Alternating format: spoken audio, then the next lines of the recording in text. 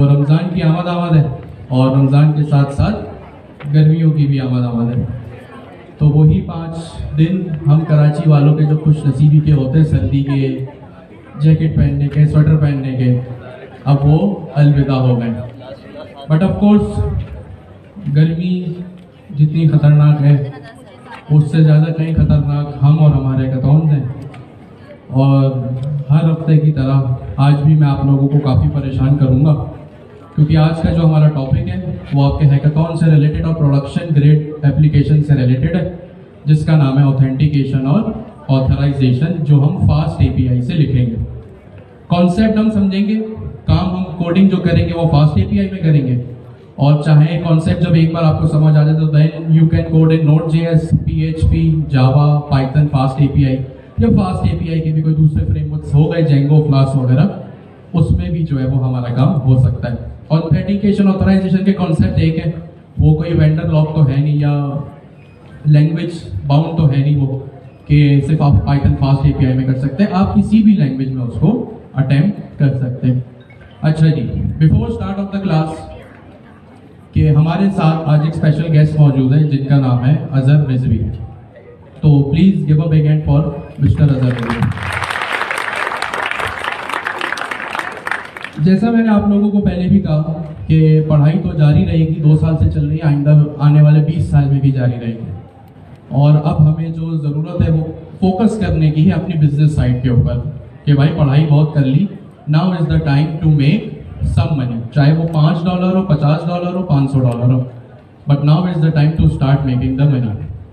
ठीक है, अब चाहे वो आप लोकल मार्केट में जाके सर्व करें, इंटरनेशनल क्लाइंट को जाके टारगेट करें, वो आपके स्किल और आपके लक के ऊपर है और आपके माइंडसेट और टेक्निक्स के ऊपर है कि आप किस तरह जो है वो सामने वाले को, अगर मैं बिल्कुल उर्दू में बोलूँ, कराची की उर्दू में, तो किस तरह सामने वाले को बोतल में उतार दें। That's totally up to you. तो आज हमारे साथ लकीली सर अजहर मौजूद है, तो और सर जिया और सर दानियाल का भी यही फोकस है। अभी मुझे यही बता रहे थे कि हमारे स्टूडेंट्स जो है वो माशाल्लाह से पिछले 2 साल से बहुत मेहनत कर रहे हैं, हर चीज़ हर तरह से उन्होंने पढ़ी, हर चैलेंज को फेस किया, चाहे वो टेक्निकल चैलेंजेस हो, वो किसी भी तरह के चैलेंजेस हो, कराची की गर्मी हो, स्ट्राइक हो, बारिश हो, धूप हो, वो अपनी पढ़ाई को रोक नहीं रहे। तो और ये of course it's not a secret, ये बात सबको पता है। सर अजहर ये हमारे स्टूडेंट्स हैं, इन्होंने 2 साल पहले जो है वो अपनी एक जर्नी स्टार्ट की थी प्रोग्रामिंग में। Most of the students, and by most of the I mean 75 to 80% of the students, जिनको प्रोग्रामिंग का ABCD भी नहीं पता था, जिन्होंने एडमिशन सिर्फ ले लिया कि हाँ भाई बातें हो रही है, हाइक बहुत है, चलो एडमिशन लेके देख लेते हैं। इनमें से काफ़ी स्टूडेंट्स वो भी थे जो इंटीरियर सिंध के थे, इंटीरियर पंजाब के थे, जिनको लैपटॉप भी जैसी कोई चीज़ एग्जिस्ट करती है वो भी नहीं पता था। उनको लिटरली हमने Q1 में जो as a faculty member, as a teacher, मैंने भी एक्सपेक्ट नहीं किया था कि 2024 में मुझे किसी को ये सिखाना पड़ेगा कि single click, right click, double click, folder file क्या होता है। ऐसे भी काफ़ी स्टूडेंट्स थे और आज Q4 भी काफ़ी हद तक गुजर चुका है और आज तकरीबन इस कोर्स को 2 साल पूरे हो गए। Feb 2024 में हमने शुरू किया था and we are setting in Feb 2026। तो अब इस क्लास में और गवर्नर हाउस में मजीद जो 6-7 सेशंस चल रहे हैं, अब वही स्टूडेंट्स बैठे हुए हैं जो लिटरली कुछ करना चाहते हैं, चाहे वो अपनी फैमिली को सपोर्ट करना हो, वो अपनी कोई हेक्टिक जॉब छोड़नी हो, अपनी फील्ड स्विच करनी हो, या कोई एक इम्पैक्ट क्रिएट करना हो मार्केट में, कुछ भी है। अब इन्होंने बहुत चीज़ें फेस की हैं, इन्होंने काफ़ी हार्डशिप्स को फेस किया, चाहे वो हमारे मुश्किल प्रोजेक्ट्स को अटेम्प्ट करना हो विद इन द डेडलाइन, चाहे वो गर्मी में कराची की सड़कों में पब्लिक ट्रांसपोर्ट में ट्रैवल करना हो, और किसके क्या इशू है गर्मी में, घर पे, ट्रांसपोर्ट पे, फाइनेंशियली, ये सब ये और इनका अल्लाह बेहतर जानता है। हमारी इनसे सिर्फ ये रिक्वायरमेंट है कि भाई आप आओ पढ़ो, और ये उससे 10 गुना ज़्यादा कर रहे हैं। तो ये एक छोटा सा इंट्रोडक्शन था। हमारी हफ्ते में 1 क्लास होती है across all the sessions for 3 hours, और हमने पहले फ्रंट एंड किया, फिर हम बैक एंड पर आए, फिर हमने AI जैसी टेक्नोलॉजीज़ पे भी काम किया, अब हम क्लाउड नेटिव टेक्नोलॉजीज़ को जो है वो अडॉप्ट कर रहे हैं। काफ़ी जिगजैग भी हुआ इसमें, काफ़ी हार्डशिप्स आई, आज भी हैं और आगे भी रहेंगी, but these guys are not giving up. तो अब क्योंकि पढ़ाई बहुत हो गई पिछले 2 साल से और ये फील्ड ही ऐसी है, आने वाले 10-20 साल में भी पढ़ाई चलती रहेगी। सर जी इसकी एग्जाम्पल है हमारे सामने, 40 साल हो गए इस फील्ड में, but he is not stopping to learn. तो ये भी उसी जो है वो रास्ते पे है। नाउ इज़ द टाइम कि हम, और नॉट हम, यू, आप जो है वो इनका बिजनेस यानी कैसे ही अपने आप को मार्केट में एक्सप्लोर करें, चाहे वो $5 से करें, वो $500 से करें, वो जो भी करें, बट किस तरह मार्केट में जो है वो अपने आप को लॉन्च करें। और जो पढ़ रहे हैं अब वो सिर्फ पढ़े ना एज अ स्टूडेंट, बस उसको बिजनेस साइड से भी देखें और काम भी करें। और ऑफकोर्स पाकिस्तानी माइंडसेट यही है, पैसा आएगा तो हर चीज़ हमारी, पैसा कमाने वाली चीज़ें हमारी नंबर 1 प्रायोरिटी बनेगी, जो कि बिल्कुल सही भी है। Over to sir Azhar. अस्सलाम वालेकुम बच्चों, मैं आप लोगों को देख के यकीन माने इतनी खुशी हो रही है, specially learning that you have been now working for 2 years। 2 साल आप लोगों ने यहाँ पे बाकायदा जिसे कहते हैं जिहाद किया है। और आवाज़ आ रही है आप लोगों को? और बाकायदा टेक्नोलॉजी आप लोग माशाल्लाह सीख रहे हैं। और इन 2 सालों में मतलब मेरा अपना IT इंडस्ट्री का ताल्लुक 1989 से है, जब मैं अमेरिका से MBA करके आया और मैंने एक कंपनी NCR कॉर्पोरेशन में ज्वाइन किया। NCR फिर रेडियंट की, फिर यूनिवर्सिटी, फिर अपनी कंपनी खोली मैंने। लेकिन पिछले 2 सालों में जो इंडस्ट्री में रेवोल्यूशन आया है वो मेरे ख्याल में इससे पहले पिछले 30 सालों में नहीं आया था। मैंने खुद नोटिस किया है, मैं खुद टेक्नोलॉजी से एक हद तक मुंसलिक हूँ, पढ़ाता हूँ तो टेक्नोलॉजी को कैसे मार्केट करना है, सेल करना है, बिजनेस डेवलप करना है, यही पढ़ाता हूँ। यकीन मानिए things have become totally different now. और आप लोगों के लिए बड़ा अच्छा मौका है, बिकॉज अब टेक्नोलॉजी बहुत आसान हो गई। जब हमने शुरू किया था और आज के मुकाबले में टेक्नोलॉजी बहुत आसान हो गई। तो इस वक्त जो मुझे ज़िया, अच्छा मेरा और ज़िया का ताल्लुक 1972 से है। मैं और ज़िया एक ही स्कूल, हबीब पब्लिक स्कूल के पढ़े थे, तो हम छठी समाज के दोस्त थे। क्लास 6 में हमारी दोस्ती हुई थी। और ज़िया का उस वक्त से यही कहना था हमसे कि मैं पाकिस्तान की खिदमत करना चाहता हूँ, I want to serve this country, and that ही है। मैंने नौकरी भी की, शादी भी की, बच्चे भी हैं, बहुत सारी और मसरूफियात, पढ़ा भी रहा हूँ मैं। लेकिन ज़िया ने डेडिकेटली एक ही काम किया है कि ऑपरेशन बदल शुरू किया था और उसके बाद से आज वो आप लोगों के साथ फिर लगा हुआ है। आज शायद पेशावर में होगा मेरे ख्याल में। सच्चा पाकिस्तानी है, पूरे पाकिस्तान में जाकर खिदमत करता है। तो आप लोग बहुत खुशकिस्मत हैं इस हवाले से कि अल्लाह ने आपको एक इतना अच्छा टीचर, एक इतना अच्छा मोहसिन मैं कहूँगा आप लोगों को दिया। अल्लाह उसको ज़िंदगी दे, सेहत दे और उसकी पूरी टीम को आपके साथ काम पे लगा के रखे। हमें अब जब आज मैं ज़्यादा वक्त नहीं लूँगा, सिर्फ आप लोगों से ये कहना चाहूँगा कि लोगों के लिए बिजनेस करना या एंटरप्रेन्योरशिप जो है ना, वो सोचते ही होगा कैसे, ठीक है ना। तो ये कोई ऐसी रॉकेट साइंस नहीं है, ये प्रोग्रामिंग नहीं है। प्रोग्रामिंग फिर भी बहुत मुश्किल चीज़ है जो आप लोगों ने सीख ली, 2 साल में और कर लिया है। अब इसमें अगले 6 महीने या 4 महीने या जो भी मैं प्रोग्राम आपके लिए रन करूँगा, तो मैं आज आने की 2 वजूहत है। मैं आप लोगों से मिलना चाह रहा था और मैं समझना चाह रहा था कि आपकी क्या एस्पिरेशन है। और अभी तक आप लोगों ने टेक्नोलॉजी को समझा है, प्रोग्रामिंग को समझा है, बैक एंड को, फ्रंट एंड को, एजेंटिक, इन सब चीज़ों को समझा है। मेरे साथ आप लोग जो हैं पहले महीने में आप लोग अपने आप को समझेंगे, बिकॉज हम सब भी अल्लाह की मशीनरी हैं और हमारा भी एक ऑपरेटिंग सिस्टम है और अल्लाह ताला ने हम सबको एक मुनफरिद ऑपरेटिंग सिस्टम दिया है। So what we are going to do is to understand ourselves and discover our passion, कि हमें किस चीज़ के अंदर ज़्यादा कौन सी चीज़ हमें मोटिवेट करती है, किस चीज़ को सुन के हम ज़्यादा अट्रैक्ट होते हैं, और हम उसके हिसाब से फिर जो भी आपकी प्रोग्रामिंग स्किल्स हैं उसे कन्वर्ट करेंगे इनटू योर पैशन।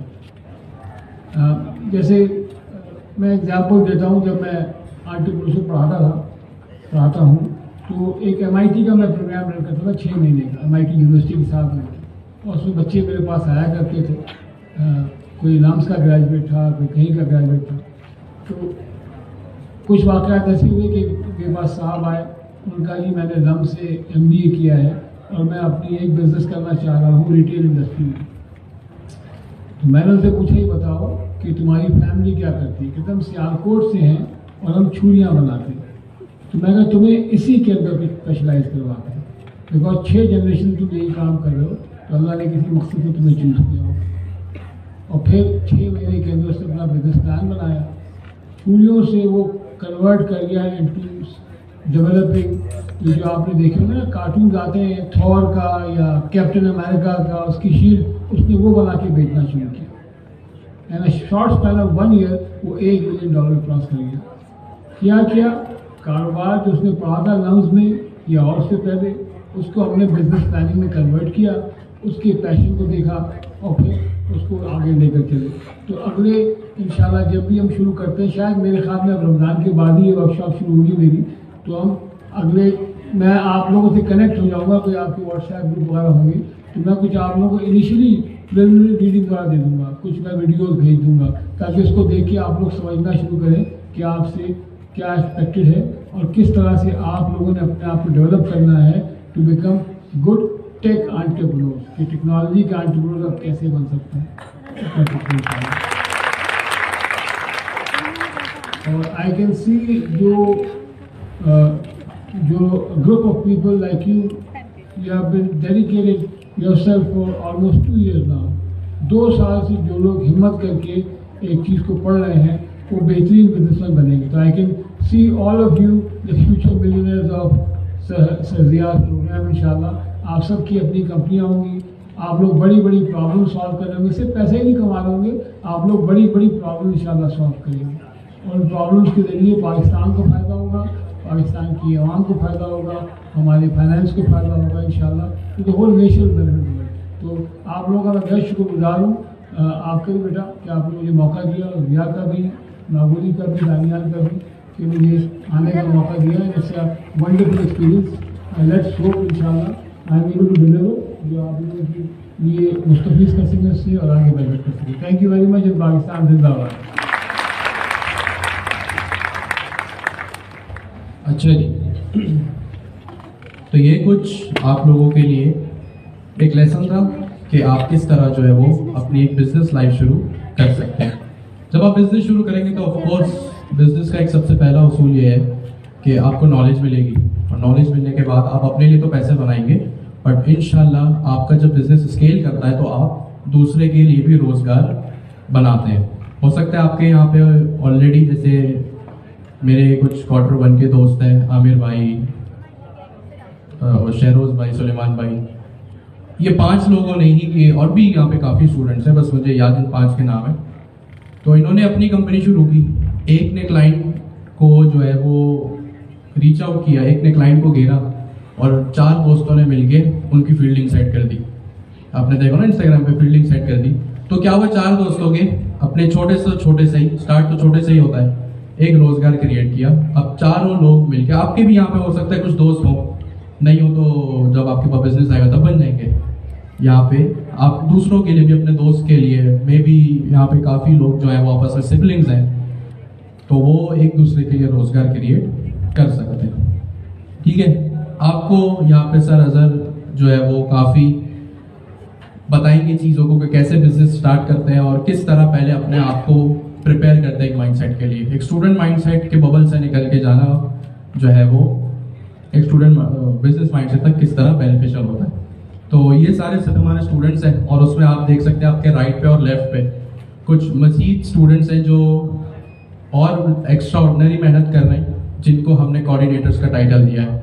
इनकी होल एंड सोल जॉब यही है कि ये क्लास में आकर या कहीं किसी को पर्सनली व्हाट्सएप पे या जूम के सेशंस कंडक्ट करके दूसरे स्टूडेंट्स को रीच आउट करें। कभी कभी इनके लिए भी इम्पॉसिबल हो जाता है सबको रीच आउट करना, और अच्छी चीज़ है जब आप इस तरह के किसी प्रोग्राम में आते हो और इस तरह की कोई ड्यूटीज़ परफॉर्म करते हो, तो फाइनेंशियली तो खैर बाद में, लेकिन नेटवर्किंग जो है वो आपकी काफ़ी इंक्रीज होती है। आई एम श्योर कि आप जो अपने लेक्चर्स प्रोवाइड करोगे या जो अपना एक्सपीरियंस शेयर करोगे, उसमें नेटवर्क्स इंक्रीज करने का एक बहुत अहम जो है वो पार्ट होगा कि किस तरह लोगों से जान पहचान बनाई जाती है और नेटवर्क्स किस तरह जो है वो सेट करते हैं, आप जो है किस तरह चीज़ों को अपसेल करते हैं, ये सारी चीज़ें आप बता सकते हैं। जी हाँ, बहुत इम्पोर्टेंट एस्पेक्ट इन्होंने बात की कि हम जो पढ़ाते हैं उसके अंदर सबसे पहले तो सेल्फ लर्निंग कि मैं क्या हूँ और मेरा अपना पैशन क्या है, मुझे किस चीज़ के लिए समझना ही पड़ता है कि मैं 1987 में अमेरिका पढ़ने जा रहा था, तो मैंने अपने वाले साहब से कहा कि आप पाकिस्तान क्यों आए, आप हिजरत करके। यार मैं तो अपनी मर्जी से आया था, तुमको ये सोचना है कि तुम्हारे अल्लाह ने तुम्हें यहाँ पैदा क्यों किया। एंड वो सोच के मैं गया, मैं अमेरिका से वापस आया और आने के बाद अल्हम्दुलिल्लाह बहुत काम किया। मैं भी कोई 20-25 साल से पढ़ा रहा हूँ, 1 लाख बच्चे पढ़ा चुका हूँ, 72 यूनिवर्सिटीज़ में काम कर चुका हूँ। आप सबको समझना ये है कि हमारा अपना पैशन क्या है, हमें क्या चीज़ पसंद है, हमें क्या चीज़ हम कर सकते हैं, इस चीज़ पर हमारा मन दिल लगता है हमारा। और दूसरा, हम को अल्लाह ने पैदा क्यों किया है, ये चीज़ बहुत ज़रूरी समझना हर शख्स का कि उसे अल्लाह ने पाकिस्तान में क्यों पैदा किया। जैसे ज़िया को पैदा किया तो ज़िया ने अपना पर्पस समझ लिया और अब तक वो लाखों बच्चों को पढ़ा चुका। So we all have to find a mission in life and why Allah has been kind enough to bring us to this part of the world, हम यहाँ क्यों पैदा हुए, और इसको समझ के फिर हम अपने लिए काम करेंगे। एक बहुत इम्पोर्टेंट चीज़ की बात की उन्होंने कि देखिए कोई भी आदमी अकेला कुछ नहीं कर सकता। सो नेटवर्किंग एक बहुत इम्पोर्टेंट एस्पेक्ट है, उसे सीखना चाहिए, लेकिन उससे ज़्यादा ज़रूरी चीज़ है टीम बिल्डिंग। एक अच्छी टीम आपकी किसी भी प्रोडक्ट के लिए बहुत ज़रूरी होती है। अगर आपके पास एक बी क्लास आइडिया है और आपकी टीम ए क्लास है, आप जीत जाएंगे। और आपके पास कितना ही अच्छा आइडिया है और आपके पास अगर टीम अच्छी नहीं है तो वो आइडिया कभी सक्सीड नहीं करेगा। तो हम टीम बिल्डिंग पे बात करेंगे, हम पैशन पे सेल्फ डेवलपमेंट पे बात करेंगे, हम मार्केट एनालिसिस पे बात करेंगे, हम कंपैरेटिव एनालिसिस पे बात करेंगे, ठीक है, हम गोइंग टू मार्केट की स्ट्रेटजीज क्या होनी चाहिए उस पर बात करेंगे, हम फाइनेंस के हवाले से बात करेंगे और साथ साथ हम एग्जिट स्ट्रेटजी में बात करेंगे। एग्जिट मीनिंग ये कि इस बिजनेस को स्केल अप कैसे करना है और स्केल अप करने के बाद 5 साल में 10 साल में हमें इसको बेच के अपने आप को कैसे फर्मली इस्टेब्लिश करना है। ये बहुत एक पूरा एक प्रोसेस है, जैसे आपकी प्रोग्रामिंग है वैसे बिजनेस डेवलपमेंट भी प्रोसेस है। तो उसको हम स्टेप बाय स्टेप लेके चलेंगे इंशाल्लाह। 4 से 6 महीने लगते हैं कम से कम in understanding the business planning process, applying it, learning and then इंशाल्लाह उसको सक्सीड करने के लिए। तो मैं अब आप लोगों से इजाज़त दूँगा बिकॉज आज आपके भी 3 घंटे हैं, हफ्ते में आप लोग एक दिन आते हैं, आई एम श्योर, और आपको पहले ही आपके इंस्ट्रक्टर ने कह दिया कि आज काफ़ी टफ होगा, ठीक है। तो आप सबका बहुत बहुत शुक्रिया। मैं बस ये रिक्वेस्ट करूँगा कि मुझे अगर आपके ग्रुप के साथ कर दें तो वी स्टार्ट डिस्कशन कि हमें क्या करना है, कैसे करना है। तो मैं ज़्यादा डिस्टर्ब नहीं करूँगा आप लोगों को, और 2-4 वीडियोज़ कुछ ऐसी मैं भेज दूँगा जिससे आप लोग चीज़ों को समझना शुरू करें, और जब रमज़ान के बाद हम मिलें तो आप लोग थोड़ा बहुत प्रिपेयर्ड हो in taking this journey together इंशाल्लाह, ठीक है। Thank you very much.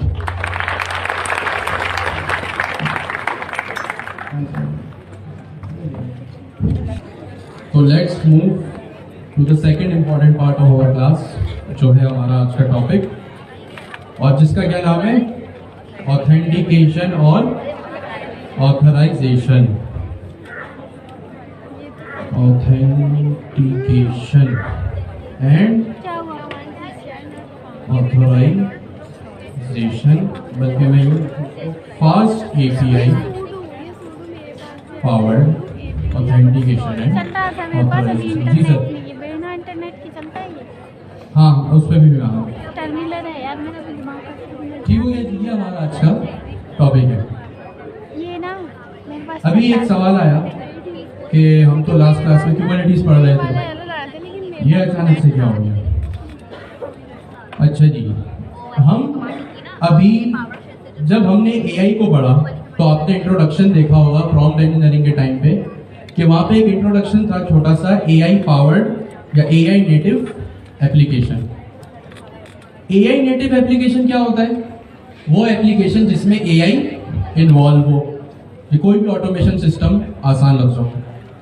ये एरर आ रहा है आपके पास? पिछली लास्ट 3-4 क्लास से हम जो पढ़ रहे थे वो क्या था कि मैंने आपको एक फीचर बताया था कि अब जब आप डेवलपमेंट करोगे ना तो सबसे पहली चीज क्या करोगे, उसको डॉकर में ही उसको अपनी एप्लीकेशन को कंटेनराइज करोगे। चला गया। और पिछली और लास्ट क्लास में हमने क्या देखा और यहाँ पे बहुत कि किस तरह हमने कुबरनेटिस पे अपनी एक पाइथन की इमेज को चलाया।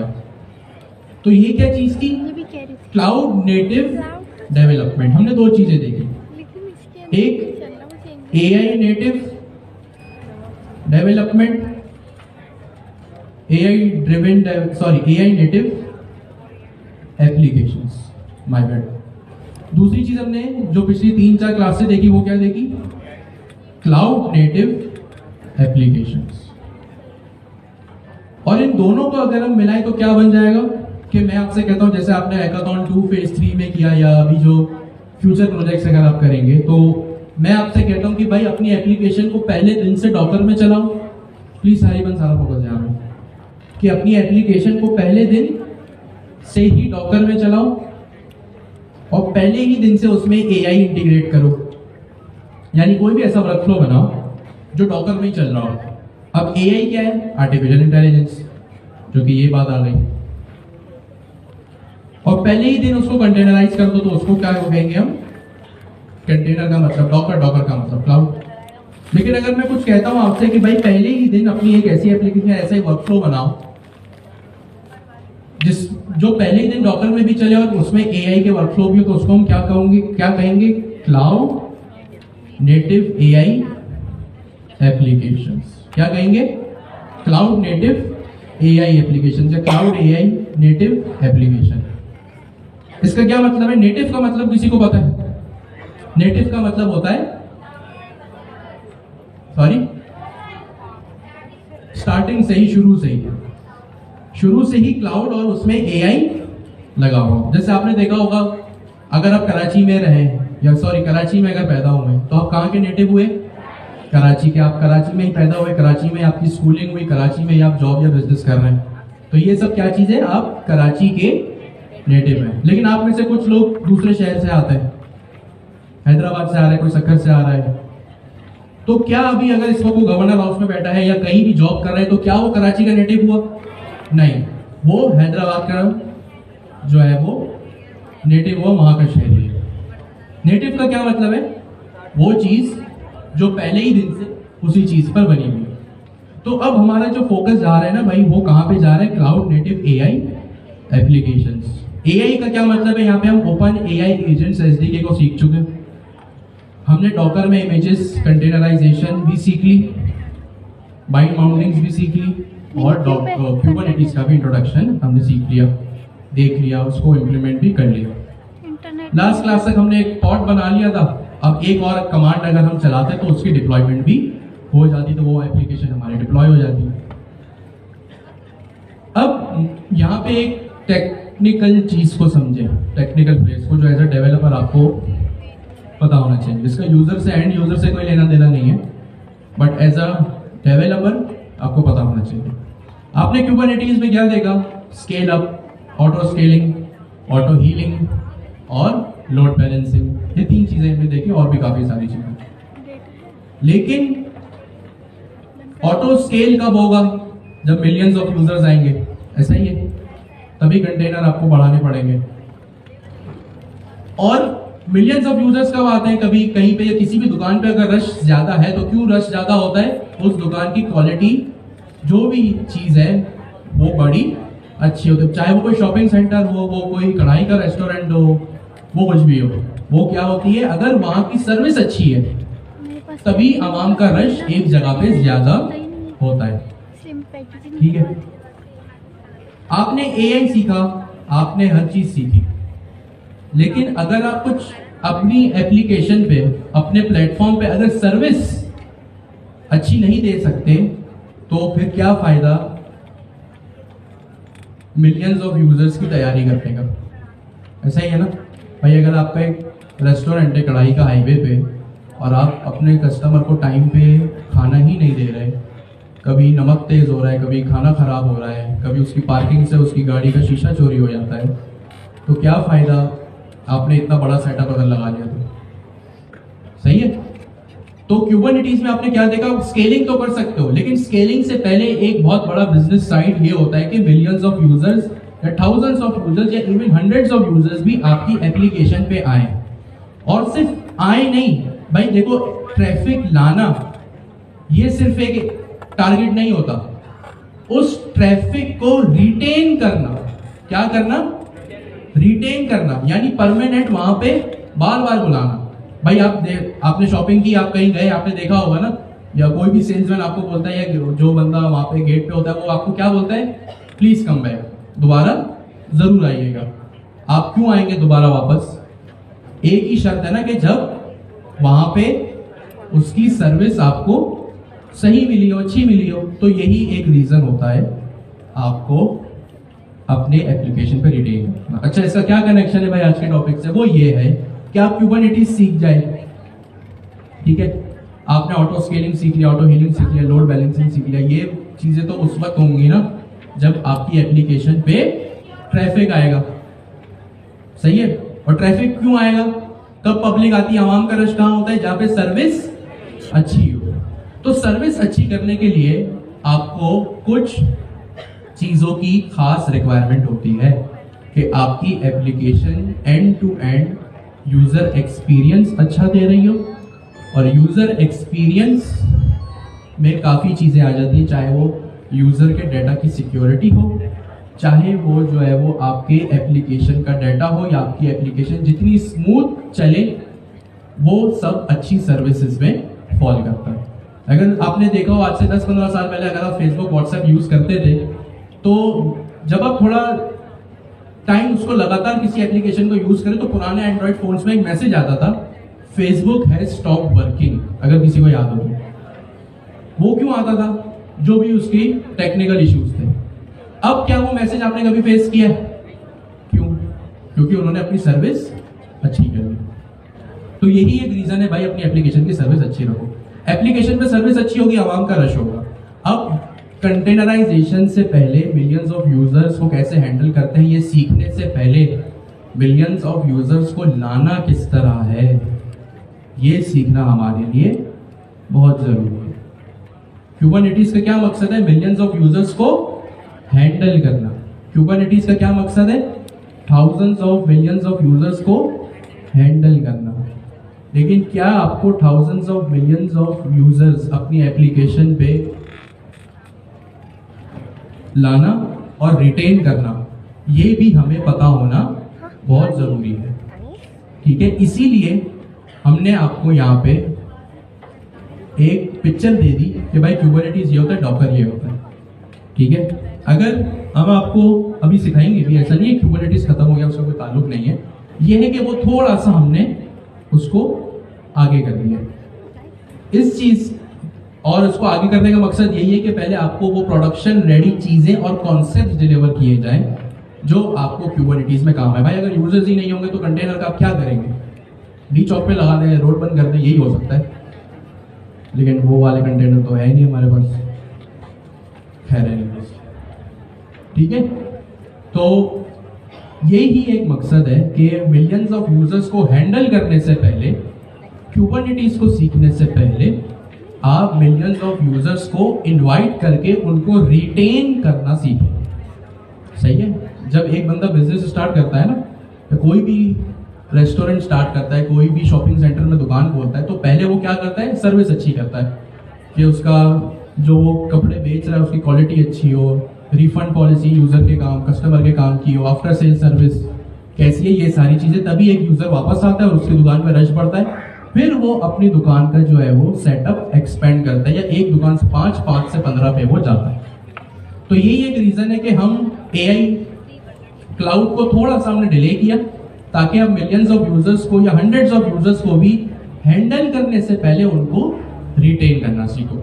और एप्लीकेशंस में, वेब एप्लीकेशंस में, मोबाइल एप्लीकेशंस में, एआई एप्लीकेशंस के कॉन्टेक्स्ट में हमें सर्विस अच्छी देनी पड़ेगी। और सर्विस अच्छी कब होगी?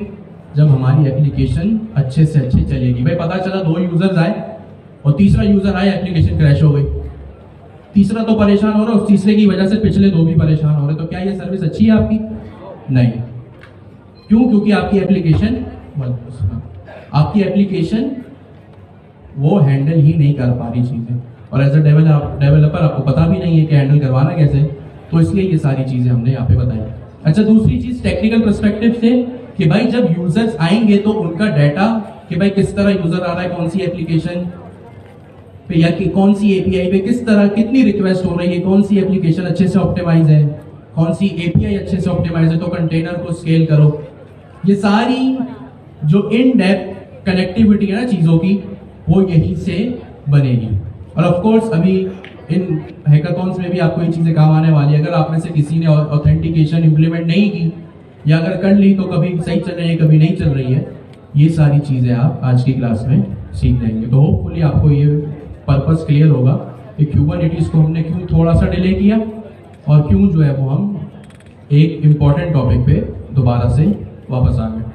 ठीक है, एजेंट्स हो, आपको एजेंट बनाना तो आते हैं, लेकिन आपने कॉन्सेप्ट पढ़ा होगा मल्टी एजेंट का, जिसमें हैंड ऑफ वगैरह जो आपने क्वार्टर 3 में पढ़ा था। उनका एक प्रॉपर वर्कफ्लो होता है कि भाई किस तरह उस एजेंट्स को तमीज से तरीके से डिफाइन करो, तो कैसे एजेंट्स, आपको पता है एजेंट क्या होता है, एलएलएम होता है, तो किस तरह कॉन्टेक्स्ट वगैरह जो है एक दूसरे पे ट्रांसफर होता है, ये पूरा वर्कफ्लो आपको पता होना जरूरी है।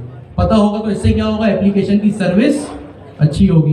एप्लीकेशन की सर्विस अच्छी होगी तो यूजर्स रिटेन भी होंगे और न्यू भी आएंगे, और जब यूजर्स का ट्रैफिक बढ़ेगा तो फिर वो कुबरनेटीज, डॉकर, इमेज वो वगैरह जो सारे फंडे थे वो सारे आपके काम में आएंगे। तो आज का हमारा टॉपिक ऑथेंटिकेशन और ऑथराइजेशन पे जल्दी से आ जाते हैं। ये कोई नया कॉन्सेप्ट नहीं है आप लोगों के लिए, आप लोगों ने क्वार्टर 2 में इस चीज को देखा हुआ है। कोई बता सकता है कि ऑथेंटिकेशन क्या होता है? हैंड रेस करके। सही है, और एक जवाब मिला, लॉगिन साइन अप। और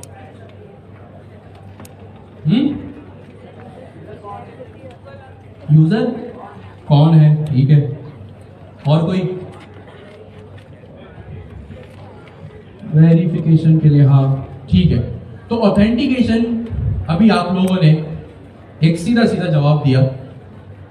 ऑथेंटिकेशन का मतलब है लॉगिन या साइन अप, लॉगिन या साइन अप। अगर मैं आपसे कहूं कि यूजर ऑथेंटिकेशन का मतलब है, ऑथेंटिकेशन का मतलब यह है कि इस सिस्टम या इस मैकेनिज्म के थ्रू आपको पता चलता है कि यूजर कौन है। तो क्या ये मेरी बात सही होगी? सोच के बताएं। ठीक है, अगर मैं ऑथेंटिकेशन का मतलब पूछूं या मतलब आपसे पूछूं कि आप मेरी बात को सही कहेंगे या गलत, मैं कहता हूं ऑथेंटिकेशन का मतलब होता है कि जब भी किसी वेबसाइट पे एक यूजर आता है तो उसका मतलब होता है आप ये बताते हो कि यूजर कौन है। क्या आप इस बात से इत्तेफाक करेंगे या इख्तिलाफ करेंगे? एग्री करेंगे, डिसएग्री करेंगे? एग्री करेंगे। ऑथेंटिकेशन का क्या मतलब है? हु आर यू, कि भाई आप कौन हो। और ये आप कौन हो इसका जवाब कैसे मिलता है? ईमेल से, पासवर्ड से, यूजर नेम से, फिंगरप्रिंट से, फेस डिटेक्शन से। ये सारे लॉगिन सिस्टम के मैकेनिज्म होते हैं। ठीक है, वो बहुत सारे होते हैं, अभी हम सिर्फ इतने में रखते हैं। अगर मैं यहाँ पे एक चीज लिखूं सिंपल, तो ऑथेंटिकेशन का क्या मतलब होता है? Sign up and log, simple is that, nothing rocket science. ये जितनी फंक्शनैलिटी दिखने में आसान लगती है ना, उतनी है नहीं। एज अ यूजर हमें क्या लगता है, ईमेल दिया, पासवर्ड दिया, खत्म। लेकिन अब हम क्योंकि टेक्निकल लोग हैं, इंजीनियर्स हैं हम, तो हमें तो टेक्निकल चीजें समझनी पड़ेगी, तो वो हम आज इसको समझेंगे। साइन अप और लॉगिन क्या मतलब होता है? ऑथेंटिकेशन। ऑथेंटिकेशन का मतलब क्या है कि भाई आप अपनी एप्लीकेशन को बताते हो कि आप कौन हो। अगर मैं दूसरे लफ्जों में कहूं कि ऑथेंटिकेशन का मतलब ये होता है कि आप अपनी किसी भी एप्लीकेशन में जाकर अपनी एक जगह बनाते हो। आप किसी भी एप्लीकेशन पे गए, उस एप्लीकेशन पे जाकर आपने एज अ यूजर अपनी जगह बनाई। तो क्या ये सही है, गलत है? सही है, ये चीज भी सही है। क्यों? क्योंकि आप वहां पे एज अ यूजर रजिस्टर हो गए। क्या हो गए? एज अ यूजर रजिस्टर हो गए, आपने अपनी जगह बना ली। वैसे ही जैसे आपने किसी स्कूल में, कॉलेज में, यूनिवर्सिटी में, गवर्नर हाउस में एडमिशन लिया, एडमिशन आपने किस तरह लिया, आपने एक फॉर्म दिया, उस फॉर्म में तमाम तरह डिटेल्स फिल की। इससे क्या हुआ, आपने उस पर्टिकुलर एजुकेशन सेक्टर में या एजुकेशन ऑर्गेनाइजेशन में या कहीं भी स्कूल में आपने क्या करी, अपनी जगह बनाई। क्या बनाई, अपनी जगह बनाई। मैंने अभी देखे नहीं। अब फॉर्म में आपने क्या फिल किया, जीरो के लिए काफी space. Name, user name, zero बनाना है, 5 बनाना है, पासवर्ड, डेट ऑफ बर्थ और 10 चीजें। अगर आपका हार्ड कॉपी फॉर्म है तो उसमें तो पासवर्ड नहीं जाएगा, लेकिन चलिए हम इसको रख लेते हैं। और इन सारी डिटेल्स को प्रोवाइड करने से क्या होता है, आपने फॉर्म भरा, वहां पे अपनी क्या करी, उस ऑर्गेनाइजेशन में अपनी जगह बना ली, रजिस्ट्रेशन कर ली। इस सारे प्रोसेस से क्या होता है, आप उस ऑर्गेनाइजेशन को बताते हो कि भाई आप कौन हो, हु आर यू। ठीक है, तो वहां पे आप जगह बना लिया। अब आपसे कोई भी पूछेगा आप कौन हो, आप कैसे गवर्नर हाउस आ गए संडे को 2 to 5, तो आप क्या करोगे, अपना वो कार्ड प्रोवाइड कर दोगे। वो कार्ड में क्या होगा, आपकी आइडेंटिटी होगी जो क्या करेगी, बताएगी कि भाई आप कौन हो। तो ऑथेंटिकेशन का मतलब सिंपल इज दैट यही होता है। अब ऑथराइजेशन क्या होता है, हम नेक्स्ट स्टेप में देखेंगे। इसका एक सिंपल सा छोटा सा इंट्रोडक्शन था जो कि आपने Q2 में भी देखा, और as a user different applications पे आप इसको 1000 मरतबा यूज भी कर चुके हैं। तो without any further more discussion हम सीधा आते हैं कोडिंग पे। अगर आप हमारी रेपोजिटरी पे आएंगे संडे आफ्टरनून Q4 पे, तो वहां पे क्लास 18 में मैंने रूट लेवल पे एक रीडमी रख दी है, ठीक है। और यहाँ पे मैंने सारी वो चीज़ें एप्लीकेशंस सारी वो पैकेजेस मैंने पहले से ही यहाँ पे लिस्ट कर दिए जो आपको एप्लीकेशन के शुरू में इंस्टॉल करने हैं। तो यहाँ आपने सीधा सीधा इसको कॉपी करना है इस कमांड को, और टू सेव द टाइम मैंने इसको ऑलरेडी इंस्टॉल कर लिया है। कैसे पता चलेगा, कहाँ जाके देखूँ? अगर आप बोलेंगे भाई हमें कोई एक ऐसी फाइल दिखाओ, तो वो मैं आपको दिखाऊंगा pyproject.toml में। pyproject.toml क्यों दिखाई, requirements.txt क्यों नहीं दिखाई? फास्ट एपीआई पाइथन तो यूपिप में भी चल जाती है, क्योंकि हम क्या यूज कर रहे हैं, यूवी का पैकेज मैनेजर यूज कर रहे हैं। और यूवी का पैकेज मैनेजर यूज करने के लिए सबसे पहले यूवी का एक प्रोजेक्ट क्रिएट करना पड़ता है, जो कि ऑफ कोर्स मैं इस स्टेज तक आ गया हूँ तो आप लोग गैस कर ही सकते होंगे कि मैंने कर लिया इसको इंस्टॉल। तो आप देख सकते हैं कि सबसे पहले मैंने कमांड चलाई यूवी इनिट की, ठीक है, और आप लोगों ने 100 बार किया होगा। यूवी इनिट की कमांड चलाई, वो देखिए। और फिर मैंने क्या किया, वर्चुअल एनवायरनमेंट को इनिशियलाइज किया। वर्चुअल एनवायरनमेंट क्यों होता है, क्या होता है, सब आपको पता है।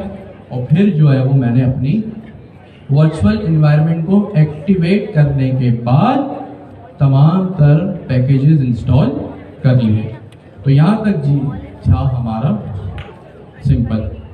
यहाँ पे आप देख सकते हैं रेपोजिटरी में मैंने ऑलरेडी हर चीज़ को क्या किया हुआ है, मैनेज कर दिया है, ताकि आप जब घर जाके इसकी प्रैक्टिस करें तो आप लोगों को हर चीज़ जो है वो ऑलरेडी पता हो। क्लास में भी और रेपोजिटरी में रीड में भी जाके आप देख लेना कि किस स्टेप में क्या करना है आपको। स्टेप 1 में आपने इंस्टॉलेशन करनी है, स्टेप 2 में आपने यूजर का मॉडल बनाना है और पासवर्ड हैशिंग करनी है। अब ये क्या होता है, क्यों होता है, फिर हम इसको अभी देखते हैं। अभी सपोज करें मेरी एक न्यू एप्लीकेशन है, बिल्कुल फ्रेश, मैंने अभी लॉन्च की है प्रोडक्शन पे। तो जब सबसे पहले यूजर आएगा तो साइन अप करेगा या साइन इन करेगा? साइन अप करेगा। क्यों? क्योंकि वो सबसे पहले अपनी एप्लीकेशन में जगह बनाएगा, रजिस्ट्रेशन करेगा, मुझे बताएगा कि भाई मैं कौन हूँ।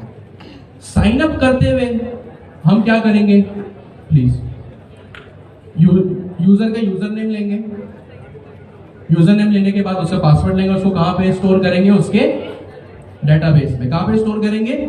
डेटाबेस में। अब यहाँ पे एक बहुत इंपॉर्टेंट कॉन्सेप्ट है समझने वाला। ये तो सिंपल सा आर्किटेक्चर फ्लो हमें पता है, हमने हैकाथॉन्स में इम्प्लीमेंट भी किया, नहीं किया तो आज की जो हमारी पढ़ाई होगी इसका कोड आप लेके अपनी एप्लीकेशन में इसको लगा सकते हैं। लेकिन ऑफ कोर्स उसको कंपैटिबल भी बनाना पड़ेगा, एडजस्ट भी करना पड़ेगा।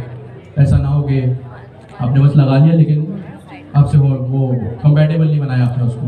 क्लाउड कोड सबके पास है, उससे वो बन जाएगा। खैर, अब हुआ क्या, यूजर आया, यूजर ने अपना ईमेल दिया और पासवर्ड। अभी जो पासवर्ड की जो फील्ड है ना भाई, ये बड़ी सेंसिटिव फील्ड है। ये क्या है, बड़ी सेंसिटिव फील्ड है, ठीक है, अब यहाँ पे हम क्या करेंगे, पासवर्ड जब भी आप कभी डेटाबेस में स्टोर करते हैं ना यूजर का, तो डायरेक्ट यूजर ने जो आपको पासवर्ड प्रोवाइड किया होता है या यूजर ने जो अपना पासवर्ड एंटर किया होता है, आप कभी भी वो प्लेन पासवर्ड डेटाबेस में स्टोर नहीं करते। मैंने अपना एक यूजर नेम प्रोवाइड किया अली, मैंने अपना एक पासवर्ड प्रोवाइड किया Ali@456।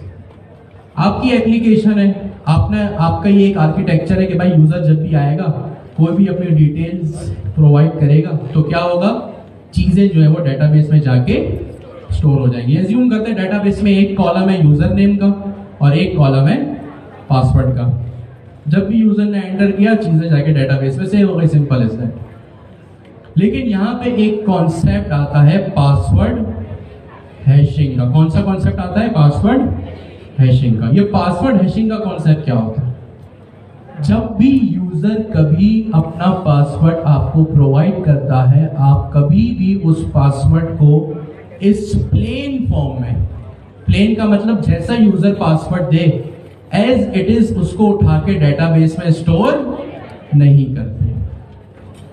आप एक लंबी चौड़ी स्ट्रिंग, एक इम्पॉसिबल डिक्रिप्ट होने वाली स्ट्रिंग को, उस पासवर्ड को उस लंबी चौड़ी स्ट्रिंग में या एक हैश वैल्यू में उस पासवर्ड को क्या करते हैं, या आसान लफ्जों में एक कोड वर्ड में आप उस पासवर्ड को क्या करते हैं, कन्वर्ट करते हैं। क्या करते हैं? उस पासवर्ड को आप कन्वर्ट करते हैं। और कन्वर्जन के बाद जो पासवर्ड है वो कुछ इस तरह का दिखता है। अगर मैं ऐसे ही कुछ यहाँ पे प्लेन तरह से प्लेन जैसा लिख लूं ना, जो पासवर्ड है वो कुछ इस तरह का दिखता है। अगर मैं ऐसे ही कुछ यहाँ पे प्लेन तरह से प्लेन जैसा लिख लूं ना, तो ये एक पासवर्ड बन जाएगा। आप हैशिंग के बाद, पासवर्ड हैशिंग के प्रोसेस के बाद डेटाबेस में हमेशा ये जो मैंने हाईलाइट कर रखा है ना, इस तरह का पासवर्ड अपने डेटाबेस में स्टोर करें। अब आप मुझे एक बात बताएं, अब आपके जहनों में कुछ सवालों में उसको रोके, मुझे आप एक बात बताएं कि अगर किसी ने पासवर्ड लिखा है Ali@456 और मैं एज अ डेवलपर उस यूजर के पासवर्ड को इस तरह की प्लास्टिक सर्जरी करके उसको स्टोर करवा रहा हूं डेटाबेस में, क्या ये एज अ डेवलपर मेरे लिए, अभी सिक्योरिटी रीजंस तो जाने दो, क्या ये एज अ डेवलपर मेरे खुद के लिए भी पॉसिबल है कि मैं किसी यूजर के पासवर्ड को इस तरह पहचान लूं? सोच के बताएं, यस और नो? नो। हैकर वैकर तो बात की बात है। भाई आपका इंस्टाग्राम का अकाउंट है, सपोज आपका इंस्टाग्राम का पासवर्ड ये है, ठीक है। अब सपोज करें इंस्टाग्राम का कोई डेवलपर है जिसके पास डेटाबेस का एक्सेस है, तो भाई वो तो लाखों करोड़ों इंस्टाग्राम के अकाउंट्स को सीधा सीधा एक्सेस कर सकता है।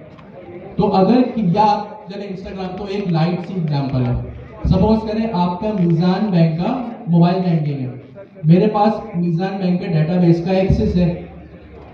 आपका जो पिन कोड है वो मुझे इस तरह रॉ फॉर्म में, प्लेन फॉर्म में जो एक्चुअल है वो नजर आ रहा है, तो क्या ये एज अ यूजर आपके लिए सिक्योरिटी थ्रेट होगा कि नहीं होगा? होगा। भाई अगर किसी का बाइनेंस पे अकाउंट है जिसपे उसके इथीरियम भी रखे हुए हैं, बिटकॉइन भी रखे हुए हैं, 10 तरह की डिजिटल करेंसी रखी हुई है, लाखों डॉलर की या हजारों डॉलर की, अगर आपके बिटकॉइन बाइनेंस के अकाउंट का पासवर्ड किसी के पास इस तरह है, हैकर छोड़े, अगर किसी बाइनेंस के डेवलपर के डेटाबेस के पास जिसका एक्सेस है उसको भी अगर आपका ये अकाउंट का पासवर्ड नजर आ रहा है, तो क्या आपके लिए सिक्योरिटी थ्रेट होगा नहीं होगा? होगा। तो इंस्टाग्राम तो बहुत, इंस्टाग्राम से लेके ये सेंसिटिव चीजों में भी ये चीज फॉल करती है। और डेटाबेस पे अटैक्स होते हैं, अगर आपने सुन रखा होगा। डेटाबेस क्या होता है कि किसी भी कंपनी का डाटा स्टोर होता है और हैकर्स की ये बहुत नजर होती है कि भाई हम किसी भी डेटाबेस पे जो है वो अटैक कर रहे हैं। तो यहाँ पे अगर आपके डेटाबेस पे अटैक हुआ तो तमाम तर यूजर की इंफॉर्मेशन तो लीक हो जाएगी, चाहे वो पासवर्ड ही क्यों ना। पासवर्ड निकल गया तो अकाउंट का एक्सेस आ गया, वो आपके अकाउंट से किसी को भी कोई भी एक्सेस, जैसे आपने देखा होगा व्हाट्सएप आजकल बड़े हैक हो रहे हैं, स्कैम हो रहे हैं, हो सकता है आपने से भी किसी का हुआ हो या आपने किसी का किया हो, इसी पे हुआ, इसी में, इसी मोबाइल। ठीक है। तो ये क्या हो रहा है, डेटाबेस, ये क्या सिक्योरिटी थ्रेट है। अब मुझे बताएं, अगर किसी एज अ यूजर आपको अगर किसी एप्लीकेशन पे सिक्योरिटी थ्रेट नजर आया तो क्या आप उस एप्लीकेशन के यूजर बनेंगे? अगर आप नहीं बनेंगे, जाहिर सी बात है ये चीज 10 लोग और फेस करेंगे, 10 के बाद 100 करेंगे, 100 के बाद 1000 करेंगे, तो क्या होगा, यूजर उसकी वेबसाइट से चले जाएंगे, जाते रहेंगे। तो यहाँ पे एक पासवर्ड हमारे पास, सॉरी एक पासवर्ड कह रहा हूँ, एक कॉन्सेप्ट हमारे पास क्या है, पासवर्ड हैशिंग का। और इस पासवर्ड हैशिंग का क्या मतलब है कि जब भी यूजर प्लेन पासवर्ड प्रोवाइड करता है तो उस प्लेन पासवर्ड को एज अ डेवलपर हम कभी भी अपने डेटाबेस में स्टोर नहीं करते। हम उसको किस तरह स्टोर करते हैं, उसकी प्लास्टिक सर्जरी करके उसकी कुछ इस तरह की शक्ल को, इस तरह की शक्ल देके हम उसको अपने डेटाबेस में स्टोर करते हैं। ये एक कॉन्सेप्ट है पासवर्ड हैशिंग का। ईमानदारी से अपना बराबर माना जाए।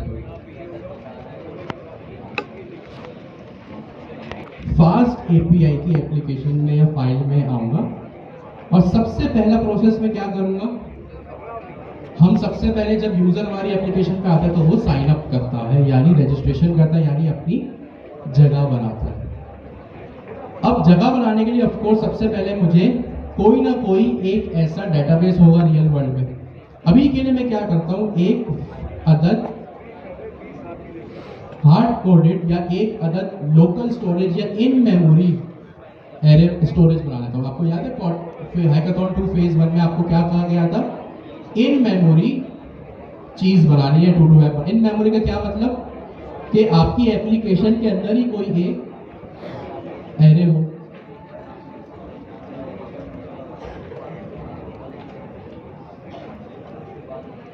भाई क्या होगा, बंद हो गया।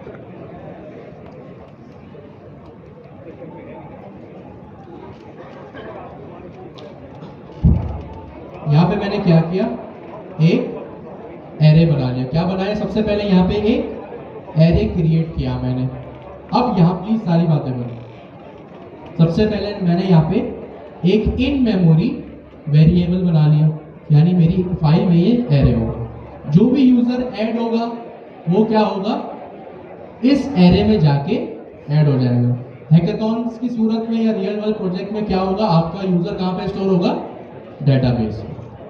अब ऑफ कोर्स यूजर का मुझे एक स्कीमा क्रिएट करना पड़ेगा। यूजर से मैं जो मैं डिटेल लूंगा वो किस तरह लूंगा, उसका कोई ना कोई शेप होगा या कोई ना कोई ऑब्जेक्ट होगा या स्ट्रक्चर होगा। तो उसके लिए हम क्या करेंगे, उसके लिए हम क्या करेंगे, एक मॉडल क्रिएट करेंगे, एक क्लास बनाएंगे। अब वो क्लास कौन सी लाइब्रेरी से आएगी, कौन सी लाइब्रेरी से आएगी, पाइडेंटिक से। अच्छा, मैंने सारे इंपोर्ट्स भी ऑलरेडी यहाँ कर लिए ताकि जो है हमें बार बार इंपोर्ट ना करना पड़े। और ये वही लाइब्रेरी से जो है वो चीजें इंपोर्ट हो रही है जो मैंने आपको शुरू में बताया था इंस्टॉलेशन के लिए। ठीक है, तो मैं यहाँ पे क्या करूंगा, एक क्लास बनाऊंगा यूजर के नाम की। मैंने यहाँ पे क्लास बनाई, क्लास यूजर क्रिएट। ठीक हो गया। और यहां पे मैंने क्या किया, एक अदद यूजर नेम लिखा। यूजर नेम की टाइप क्या होगी, स्ट्रिंग। मुझे यूजर से अभी फिलहाल दो चीजें ही चाहिए, एक यूजर नेम और दूसरा पासवर्ड। और इसकी टाइप भी ऑफ कोर्स स्ट्रिंग ही होगी। मैंने यहाँ पे टाइप किसके थ्रू बनाई, ऑफ कोर्स क्लास के थ्रू तो बनाई, बट कौन से लाइब्रेरी को यूज किया, पाइडेंटिक को। कोई बता सकते हैं या पाइडेंटिक यूज हो रही है या नहीं हो रही, या इंपोर्ट तो हो रही है। तो जो लोग कह रहे नहीं हो रही वो क्यों कह रहे हैं। उसके राउंड ब्रैकेट्स में मुझे एक चीज लिखनी पड़ेगी जो एक सेल्फ क्लास पाइडेंटिक से इंपोर्ट हो रही है, जिसका क्या नाम है, बेस मॉडल। क्या नाम है इसका, बेस मॉडल। इससे क्या होगा, कौन सा हमारा ऑब्जेक्ट ओरिएंटेड का कॉन्सेप्ट आता है, पॉलीमॉर्फिज्म। कौन सा कॉन्सेप्ट आता है, पॉलीमॉर्फिज्म, इनकैप्सुलेशन। 4 है, कोई सारे बोलते एक तो सही होगा। हमारा कौन सा कॉन्सेप्ट आता है? इनहेरिटेंस का कॉन्सेप्ट आता है। इनहेरिटेंस क्या होता है कि जो फीचर्स पेरेंट क्लास में है वही सारे फीचर्स चाइल्ड क्लास में भी आ गए। तो ये हमारा क्या हो गया? इनहेरिटेंस हो गया। हमने 2 चीजें कर ली यहाँ। अगर मैं इसको यहाँ पर लूँ, एक फास्ट एपीआई का इंस्टेंस बना लिया, एक इन मेमोरी डेटाबेस बना लिया, और यहाँ पे फिर भैया मैंने क्या किया, एक क्लास बना लिया। ऑफ कोर्स अभी हम पढ़ने की हद तक है तो हर चीज ये क्या हो रही है, एक ही फाइल में हो रही है। बट साफ सुथरे कोड के लिए, मेंटेनेबल कोड के लिए क्या होगा, हम इसको मॉड्यूलर अप्रोच में इस पे काम करेंगे। नाउ इज द टाइम कि भाई मैं क्या करूं, एक एंड पॉइंट बनाऊं जिसका नाम होगा app.post। क्या नाम होगा? app.post। पोस्ट क्यों होगा? पोस्ट का क्या मतलब होता है? डाटा सर्वर पे भेजना। तो यूजर क्या करेगा? यूजर नेम लिखेगा, पासवर्ड लिखेगा, डेट ऑफ बर्थ लिखेगा, 50 चीजें लिखेगा, और जब वो क्लिक करेगा तो क्या करेगा यूजर कि वो हमारी एप्लीकेशन के सर्वर पे अपना डाटा भेज रहा है। क्या कर रहा है? अपना डाटा भेज रहा है। तो डाटा जब भी भेजते हैं तो क्या करते हैं हम? पोस्ट रिक्वेस्ट सर्वर पे करते हैं, जिसका नाम मैं कुछ भी रख सकता हूँ। मैंने यहाँ पे लिख लिया फॉर एग्जाम्पल रजिस्ट्रेशन लिख लिया, साइन अप लिख लिया, आप कुछ भी लिख सकते हैं। ठीक हो गया, साइन अप। अब मैं यहाँ पे क्या करूंगा, एक अदद फंक्शन बनाऊंगा डेफ साइन अप का, जिसमें मैं टाइप क्या रखूंगा? यूजर। और यूजर की मैं क्या टाइप रखूंगा? यही क्लास जो मैंने यहाँ पे बनाई है। यूजर का एक वेरिएबल बनाया मैंने, या पैरामीटर पास किया फंक्शंस की जबान में, और यहाँ पे मैंने क्या किया, इसको यहाँ पे मैंने पास करा है। Simple is that. अच्छा, यहाँ पे एक एज केस है। क्या है यहाँ पे? Edge case. जो मैं वोकैबुलरी बोल रहा हूँ, ऑफ कोर्स एज केस। मैं एक यूजर, आपने गवर्नर हाउस में एक दफा एडमिशन लिया है कि स्कूल में एक दफा एडमिशन लिया? एक दफा स्कूल में एडमिशन लेने के बाद क्या, अगर आप स्कूल के प्रिंसिपल होते तो क्या आप ये चाहते कि वो स्टूडेंट बार बार उसी स्कूल में एडमिशन ले?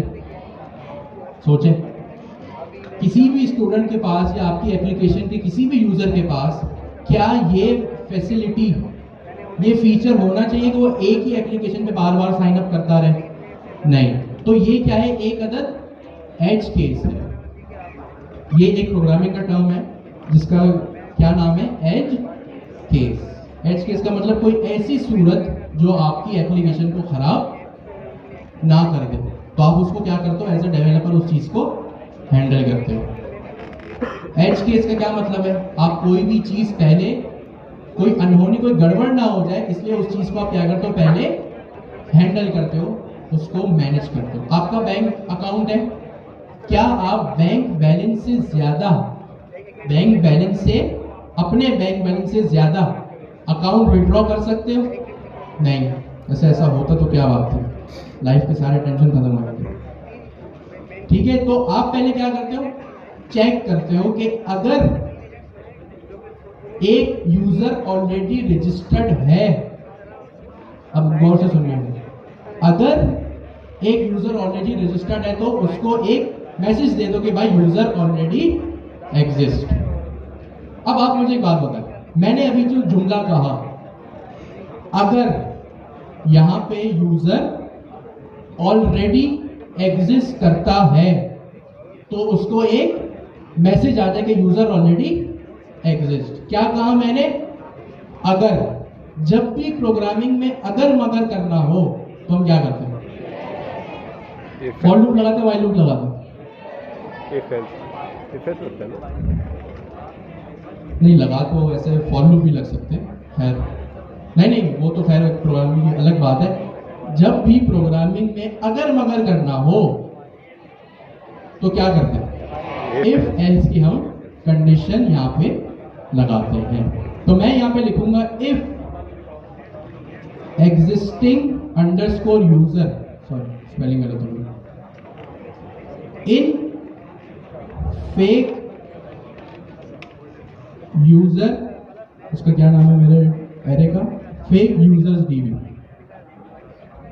अगर एग्जिस्टिंग यूजर, और ये इसका सिंटैक्स आपको पता है, ये एक नया वेरिएबल है जो मैंने बनाया, इसको अगर मैं चल इस पहले पूरे कोड को लिख लूँ फिर मैं बताऊँ।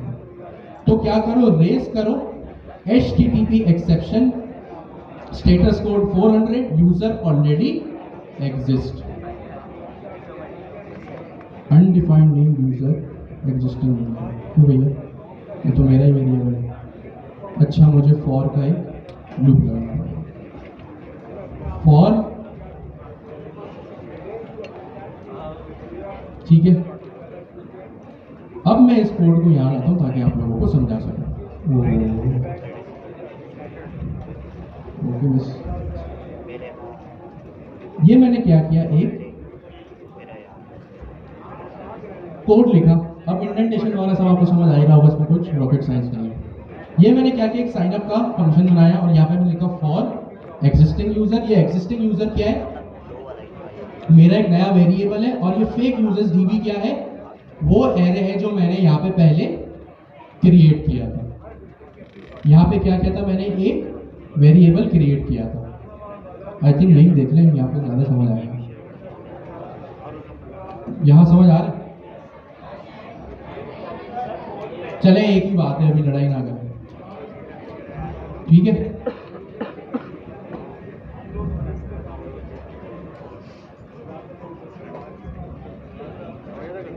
यहाँ पे मैंने एक वेरिएबल बनाया जिसका क्या नाम था, फॉर। एक लूप लगाया मैंने और यहाँ पे मैंने एक नया वेरिएबल बनाया कि पाइथन का सिंटैक्स है, आप क्वार्टर 3 में पढ़ चुके हैं। For existing users in fake users dB. मैं क्या कर रहा हूँ, यहाँ पे एक न्यू वेरिएबल बना रहा हूँ जो मैं क्या करूंगा, इस फॉर लूप के स्कोप में यूज करूंगा। और यहाँ पे मैंने लिखा इन यूजर्स डीबी कि भाई अगर एग्जिस्टिंग यूजर एग्जिस्ट करता हो पहले से ही मेरे डेटाबेस में, तो क्या करो भाई, उसको एक मैसेज रिटर्न करवा दो। अच्छा, मैंने फॉर लूप और इफ स्टेटमेंट टू लगा। यहाँ इफ पे तो आप समझ जाएंगे, आपने ही मुझे जवाब दिया कि इफ की कंडीशन तो हमने इसलिए लगाई क्योंकि जब भी प्रोग्रामिंग में अगर मगर करना होता है तो इफ एल्स करते हैं। आपका एक सवाल होता है, यार फॉर लूप लगाने की क्या नीड थी? एग्जैक्टली, फॉर लूप का मतलब यहाँ पे ये है कि भाई हमें हर यूजर पे वो चीज ट्रैक करनी है। और आपको पता है प्रोग्रामिंग में जब भी आप सेम काम रिपीटेटिवली कर रहे हो, क्या कर रहे हो आप, सेम काम। प्रोग्रामिंग में जब भी आप सेम काम रिपीटेटिवली करते हो तो एक लूप लगता है। और वो दो तरह के लूप्स हो सकते हैं, फॉर लूप और व्हाइल लूप। अब कब फॉर लूप लगता है, कब व्हाइल लूप लगता है, वो बात की बहस है, वो अभी हमारी बहस नहीं है, ठीक है। प्रोग्रामिंग में जब भी, जैसे अभी रमजान आ रहा है, आप इफ्तार में लगातार पकौड़े खाएंगे, तो एक के बाद एक के बाद आप क्या कर रहे हैं, लगातार सेम काम कर रहे हैं पकौड़े खाने का। मैं आपसे बोलूं ग्राउंड के 5 चक्कर लगाएं, तो आप क्या कर रहे हैं, सेम काम रिपीटेटिवली 5 मर्तबा कर रहे हैं। तो प्रोग्रामिंग में जब कभी सेम काम करना हो आपको तो आप लूप लगाते हैं।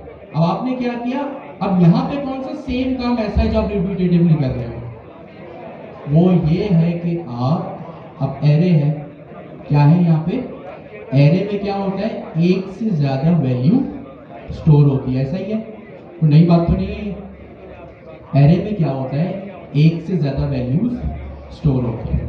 आपको क्या करना है, हर यूजर पे जाके ये ट्रैक रखना है, हर यूजर की फील्ड पे जाके ये ट्रैक रखना है कि कहीं ये वही यूजर तो नहीं है जो ऑलरेडी रजिस्टर कर चुका है। इसलिए यहाँ पे आपने फॉर लूप लगाया और यहाँ पे इफ की कंडीशन जो आपने मुझे खुद बताई। तो ये एक कॉन्सेप्ट छोटा सा है, हमने यहाँ पे एज केस कर लिया, एज केस को हैंडल हमने यहाँ पे कर लिया। अब क्या करूँ, अब यहाँ पे मेन काम आएगा मेरा, क्या है यहाँ पे, अब मेरा मेन काम आएगा यहाँ पे।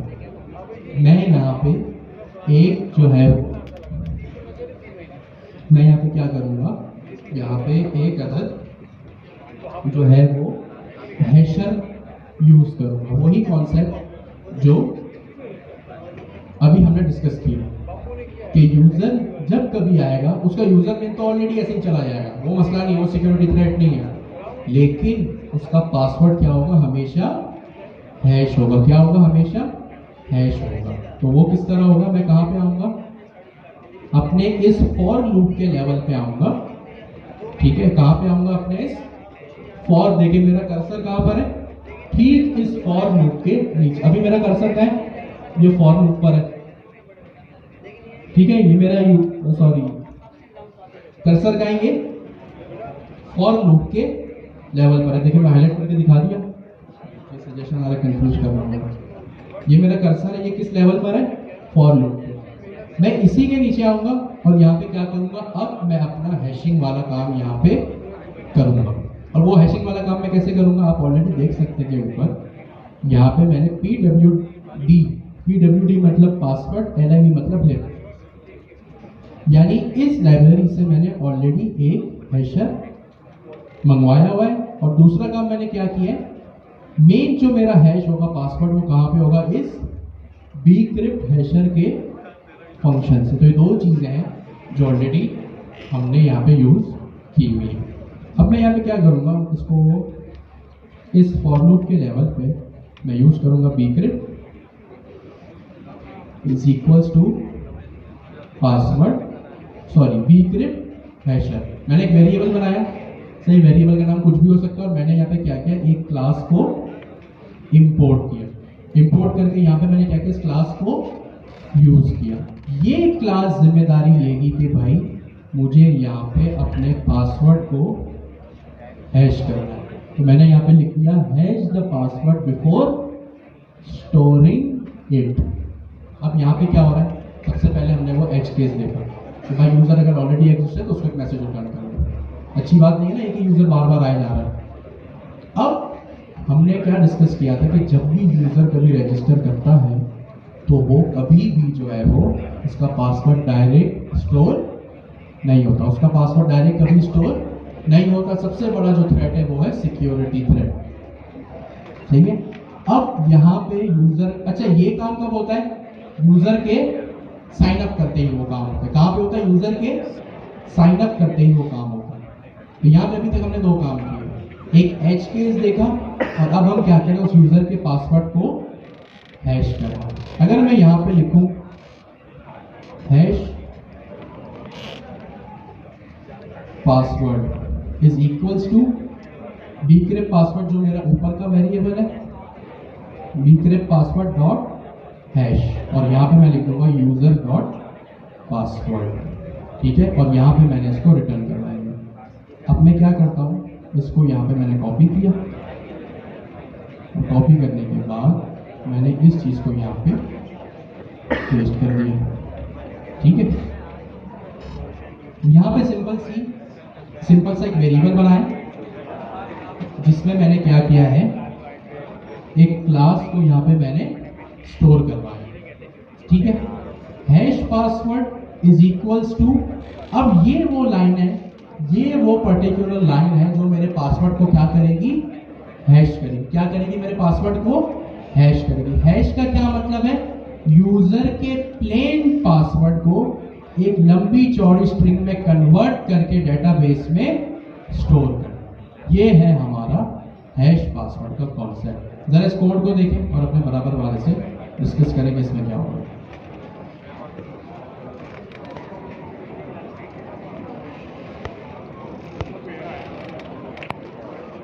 अगर मैं यहाँ पे लिखूं कि अभी हमने क्या किया? हमने एक handle the edge case for already existing user. सारी बातें बंद, प्लीज सारा फोकस यहाँ पे। अभी प्रोडक्शन ग्रेड एप्लीकेशन में तो यही होता है। दूसरा हमने क्या काम किया? हैश नहीं, फिर हमने काम किया created a sign up end point. तीसरी चीज हमने क्या की? Hash the password. यहां पे हमने अभी तक जो है वो 3 काम किए। अगर आप बोले कि भाई एक और काम किया तो कह सकते हैं कि भाई फेक यूजर्स डीबी का created a fake users dB list. अब आप लिस्ट बोल रहे पाइथन की जबान में एरे बोल, सॉरी पाइथन की जबान में लिस्ट बोल रहे या एरे बोल रहे। और इससे पहले हमने एक और काम किया, वो क्या था? क्रिएटेड अ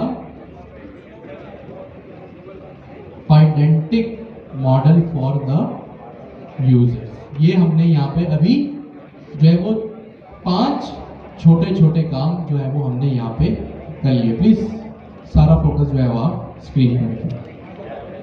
अब मैं यहाँ पे अपने फास्ट एपीआई पे आता हूँ। सर्वर मैंने ऑलरेडी चला लिया, इसको मैंने रिफ्रेश किया, चल रहा है। हाँ जी, ये जो है वो मेरा क्या काम कर रहा है, मेरा जो है वो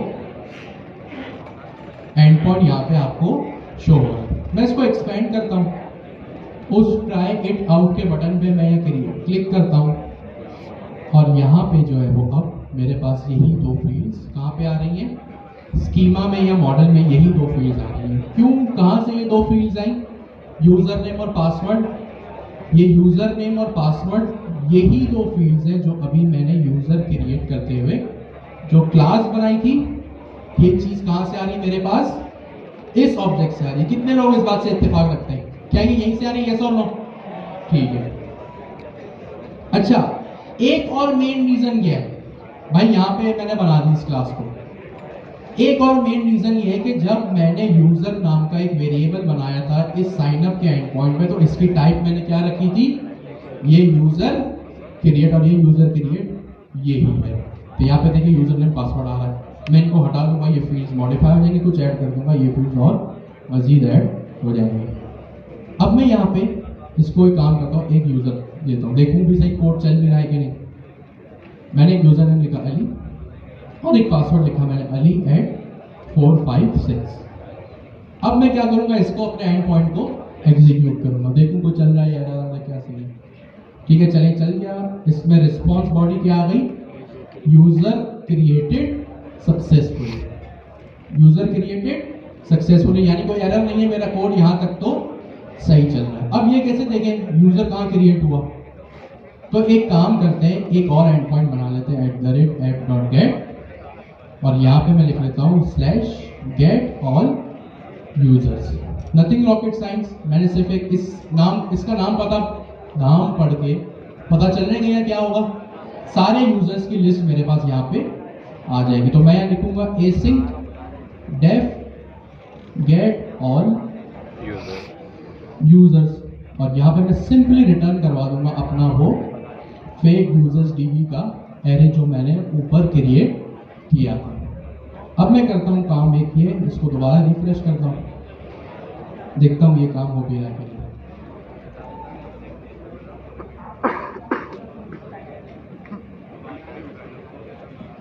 अटक तो नहीं का टर्मिनल चेक कर लेगा, यहाँ तो कोई एरर मैसेज नहीं है। ठीक है, तो यहाँ पे देखिए गेट ऑल यूजर्स का भी मेरे पास एंड पॉइंट जो है वो शो होने लगा गेट रिक्वेस्ट। अब मैं काम करता हूँ इसको, साइन अप मेरे पास कितने एंड पॉइंट्स हैं, साइन अप और गेट ऑल यूजर्स, एक पोस्ट रिक्वेस्ट है और दूसरी गेट रिक्वेस्ट है। मैं पोस्ट में आया, दोबारा ऑफकोर्स सर्वर मैंने रिफ्रेश किया, तो मैं दोबारा इसको चेंज करता हूँ, सॉरी दोबारा यूजर क्रिएट करता हूँ। मैंने लिखा ali@456। ठीक है, यहाँ पे मैंने क्या किया, इसको एग्जीक्यूट कर दिया, देखता हूँ कोई मसला तो नहीं आया। User created successfully. अब जब यूजर क्रिएट हुआ तो मैं क्या करता हूँ, यहाँ पे मैं दोबारा से इस एंड पॉइंट में आया गेट ऑल यूजर्स, जो कि मुझे क्या करेगा, यूजर्स की लिस्ट ला के देगा। मैंने क्या ट्राई इट आउट, देखते हैं इस एंड पॉइंट में क्या चल रहा है, इशू आ रहा है, एरर है, क्या चीज़, एग्जीक्यूट किया मैंने। और अब आप देख सकते हैं कि मेरा यूजर नेम क्या था, अली। यूजर नेम मेरा क्या था, यूजर नेम मेरा क्या था, अली। मेरा पासवर्ड क्या है, ali@456। अब उस get end point, get all users के एंड पॉइंट में आते देखते क्या स्टोर हुआ है, चेंज है। अब आप ये यहाँ पे देखिए इस चीज को कि क्या मेरा यूजर नेम है और क्या मेरा पासवर्ड। नोट करें इस चीज को, यूजर नेम वही है, यस और नो? यस। पासवर्ड क्या है, पासवर्ड क्या है मेरा, एक हैश स्ट्रिंग है, यानी मेरा जो ओरिजिनल पासवर्ड है उसको मैंने क्या किया, यहाँ पे हैश में कन्वर्ट किया है, या आसान लफ्जों में उसको मैंने उसकी प्लास्टिक सर्जरी कर दी है, जो ऊपर यूजर की कुछ यूजर ने किसी और शक्ल में दिया था, और यहाँ पे मेरे पास अगर ऑफ कोर्स अभी तो एक इन मेमोरी एरे है मेरे पास, लोकल स्टेट है, तो यहाँ पे ऐसे दिख रहा है। ऑफ कोर्स आपके पास डेटाबेस होगा, वहां पे भी यही पासवर्ड जाएगा। तो आप देख सकते हैं कि ये पासवर्ड Ali@456 जो मैंने लिखा था, यहाँ पे किस तरह वो आपको शो हो रहा है। अब आप में से कोई भी क्या इस पासवर्ड को डिक्रिप्ट करके उसको ओरिजिनल पासवर्ड में ला सकता है? नहीं, ये है नेक्स्ट टू इम्पॉसिबल। तो ये था आपका पासवर्ड हैशिंग का कॉन्सेप्ट कि भाई जब यूजर आता है, साइन अप करता है, उसकी बाकी डिटेल्स तो वैसी जाती है, लेकिन उसका जो पासवर्ड, जो पिन कोड इस टाइप की जो चीजें होती हैं, वो किस फॉर्म में जाती है? Hash value. अब आपका एक सवाल होगा, ठीक है डेटाबेस में तो हैश है, लेकिन यूजर को थोड़ी पता है ना, यूजर इसको याद रख सकता है ना। मैं यूजर को बोल सकता हूँ कि भाई ये लो अपना पासवर्ड, अब हमेशा से ये यूज करना, मेरे डेटाबेस में तो ये है। इस केस में हम क्या करेंगे, सिंपल सा एक फंक्शन बनाएंगे जो हम बनाएंगे ब्रेक के बाद। ठीक है, अभी तक यहाँ तक कॉन्सेप्ट समझे? 3:44 हो रहे हैं, 10 मिनट का टाइम है, 3:54 पे आ जाएगा। हम ब्रेक करते फिर हम आगे इसको शुरू करेंगे। अभी किसी पूरा साइन अप प्रोसेस कंप्लीट किया, और वो साइन अप का प्रोसेस कैसे कंप्लीट किया? हमने जो है वो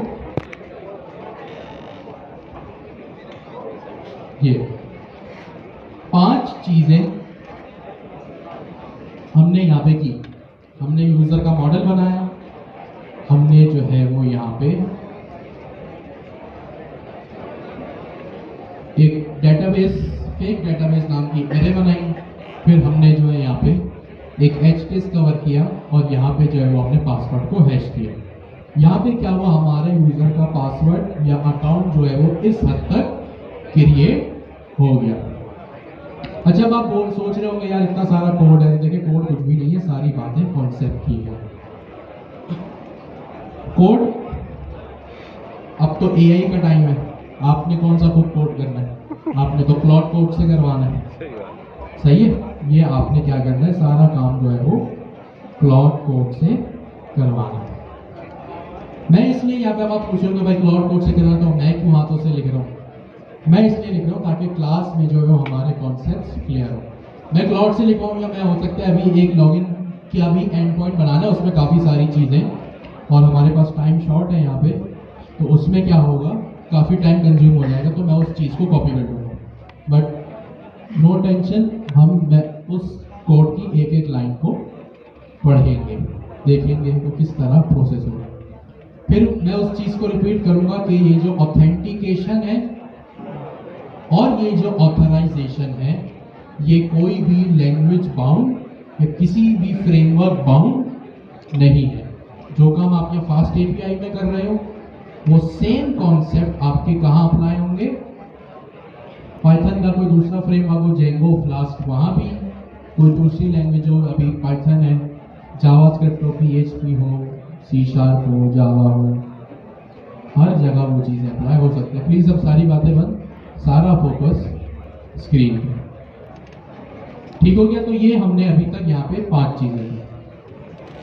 हमने क्या किया, यूजर का अकाउंट बनाया,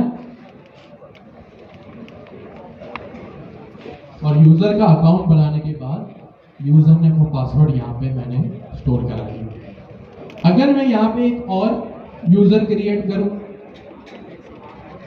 तो यहाँ पे मैंने एक और यूजर क्रिएट किया, अहमद, मैंने यहाँ पे लिख दिया अहमद 78890। ठीक है, एक इसको एग्जीक्यूट किया अपनी एपीआई को, यूजर हुआ मेरा क्रिएट, और जब मैं दोबारा गेट ऑल यूजर्स को करूंगा एग्जीक्यूट, तो यहाँ पे क्या हुआ, अहमद का जो है वो मेरे पास यूजर नेम आ गया, और यहाँ पे पासवर्ड भी आ गया जी। तो यहाँ पे मैंने ये काम जो है वो सिंपली कर लिया। ठीक हो गया जी। अब बारी आती है लॉगिन की। अब आपको वो फ्लो पता है ना कि भाई फ्लो क्या होता है। सबसे पहले यूजर आता है और अपनी जगह बनाता है हमारी एप्लीकेशन पे। इसका मतलब क्या है, रजिस्ट्रेशन कंप्लीट करता है। रजिस्ट्रेशन कंप्लीट करने के बाद क्या होता है, यूजर क्या करता है, यूजर क्या करता है, लॉगिन करता है। ऑफ कोर्स यूजर कैसे लॉगिन करेगा, जो ईमेल, जो यूजर नेम, जो पासवर्ड उसने प्रोवाइड किया साइन अप करते वक्त, उसी को वो क्या करेगा, दोबारा लॉगिन करते हुए करेंगे। और हम यूजर को कैसे बताएंगे कि भाई आप सक्सेसफुली लॉगिन हो गए हो, ऑफ कोर्स जब वो हमारे डेटाबेस में एग्जिस्ट करता हो। और हम कैसे देखेंगे एग्जिस्टेंस को सही मानने की क्या चीज है, कि वो अपना यूजर नेम सही प्रोवाइड करें और अपना पासवर्ड भी जो है वो सही से प्रोवाइड करें। लेकिन इस केस में यूजर नेम तो अहमद है, वो प्रोवाइड कर देगा, बट पासवर्ड मेरे डेटाबेस में कुछ इस तरह का है। उसने कुछ पासवर्ड प्लेन सूरत में इस तरह का किया हुआ है। अब आपको ये प्रोग्रामिंग के बेसिक्स तो पता ही है कि जब इस तरह की स्ट्रिंग को हम इस तरह की स्ट्रिंग से मैच करेंगे तो ये कभी भी मैच नहीं होगी। अब यहां पे क्या करें, अब यूजर को या तो हम ये पासवर्ड दे दें कि भाई आप हमेशा ये लगाओ, ये तो सही तरीका नहीं है, या तो फिर हम एक काम करें कि हम हैशिंग के कॉन्सेप्ट को कॉम्प्रोमाइज करें और कहें कि भाई जैसा यूजर पासवर्ड लगा रहा है वैसा ही जाने दो। लेकिन फिर वही मसले आ जाएंगे। अब यहाँ पे लॉगिन के प्रोसेस में हम एक काम करेंगे कि हम यूजर का पासवर्ड करवाएंगे वेरीफाई। क्या करवाएंगे, यूजर का पासवर्ड वेरीफाई करवाएंगे। और वो यूजर का पासवर्ड कैसे वेरीफाई होगा, अगर प्रोग्रामिंग के लिहाज में सोचें, नहीं ऑथराइजेशन तो बाद में होता है, ऑथेंटिकेशन ही चल रहा है। लॉगिन का प्रोसेस है ना, ऑथेंटिकेशन क्या होता है, लॉगिन साइन अप। ऑथेंटिकेशन का एक पार्ट हमने देख लिया, साइन अप। अभी हम लॉगिन पे ही है तो वो ऑथेंटिकेशन पे ही हमारा फोकस है।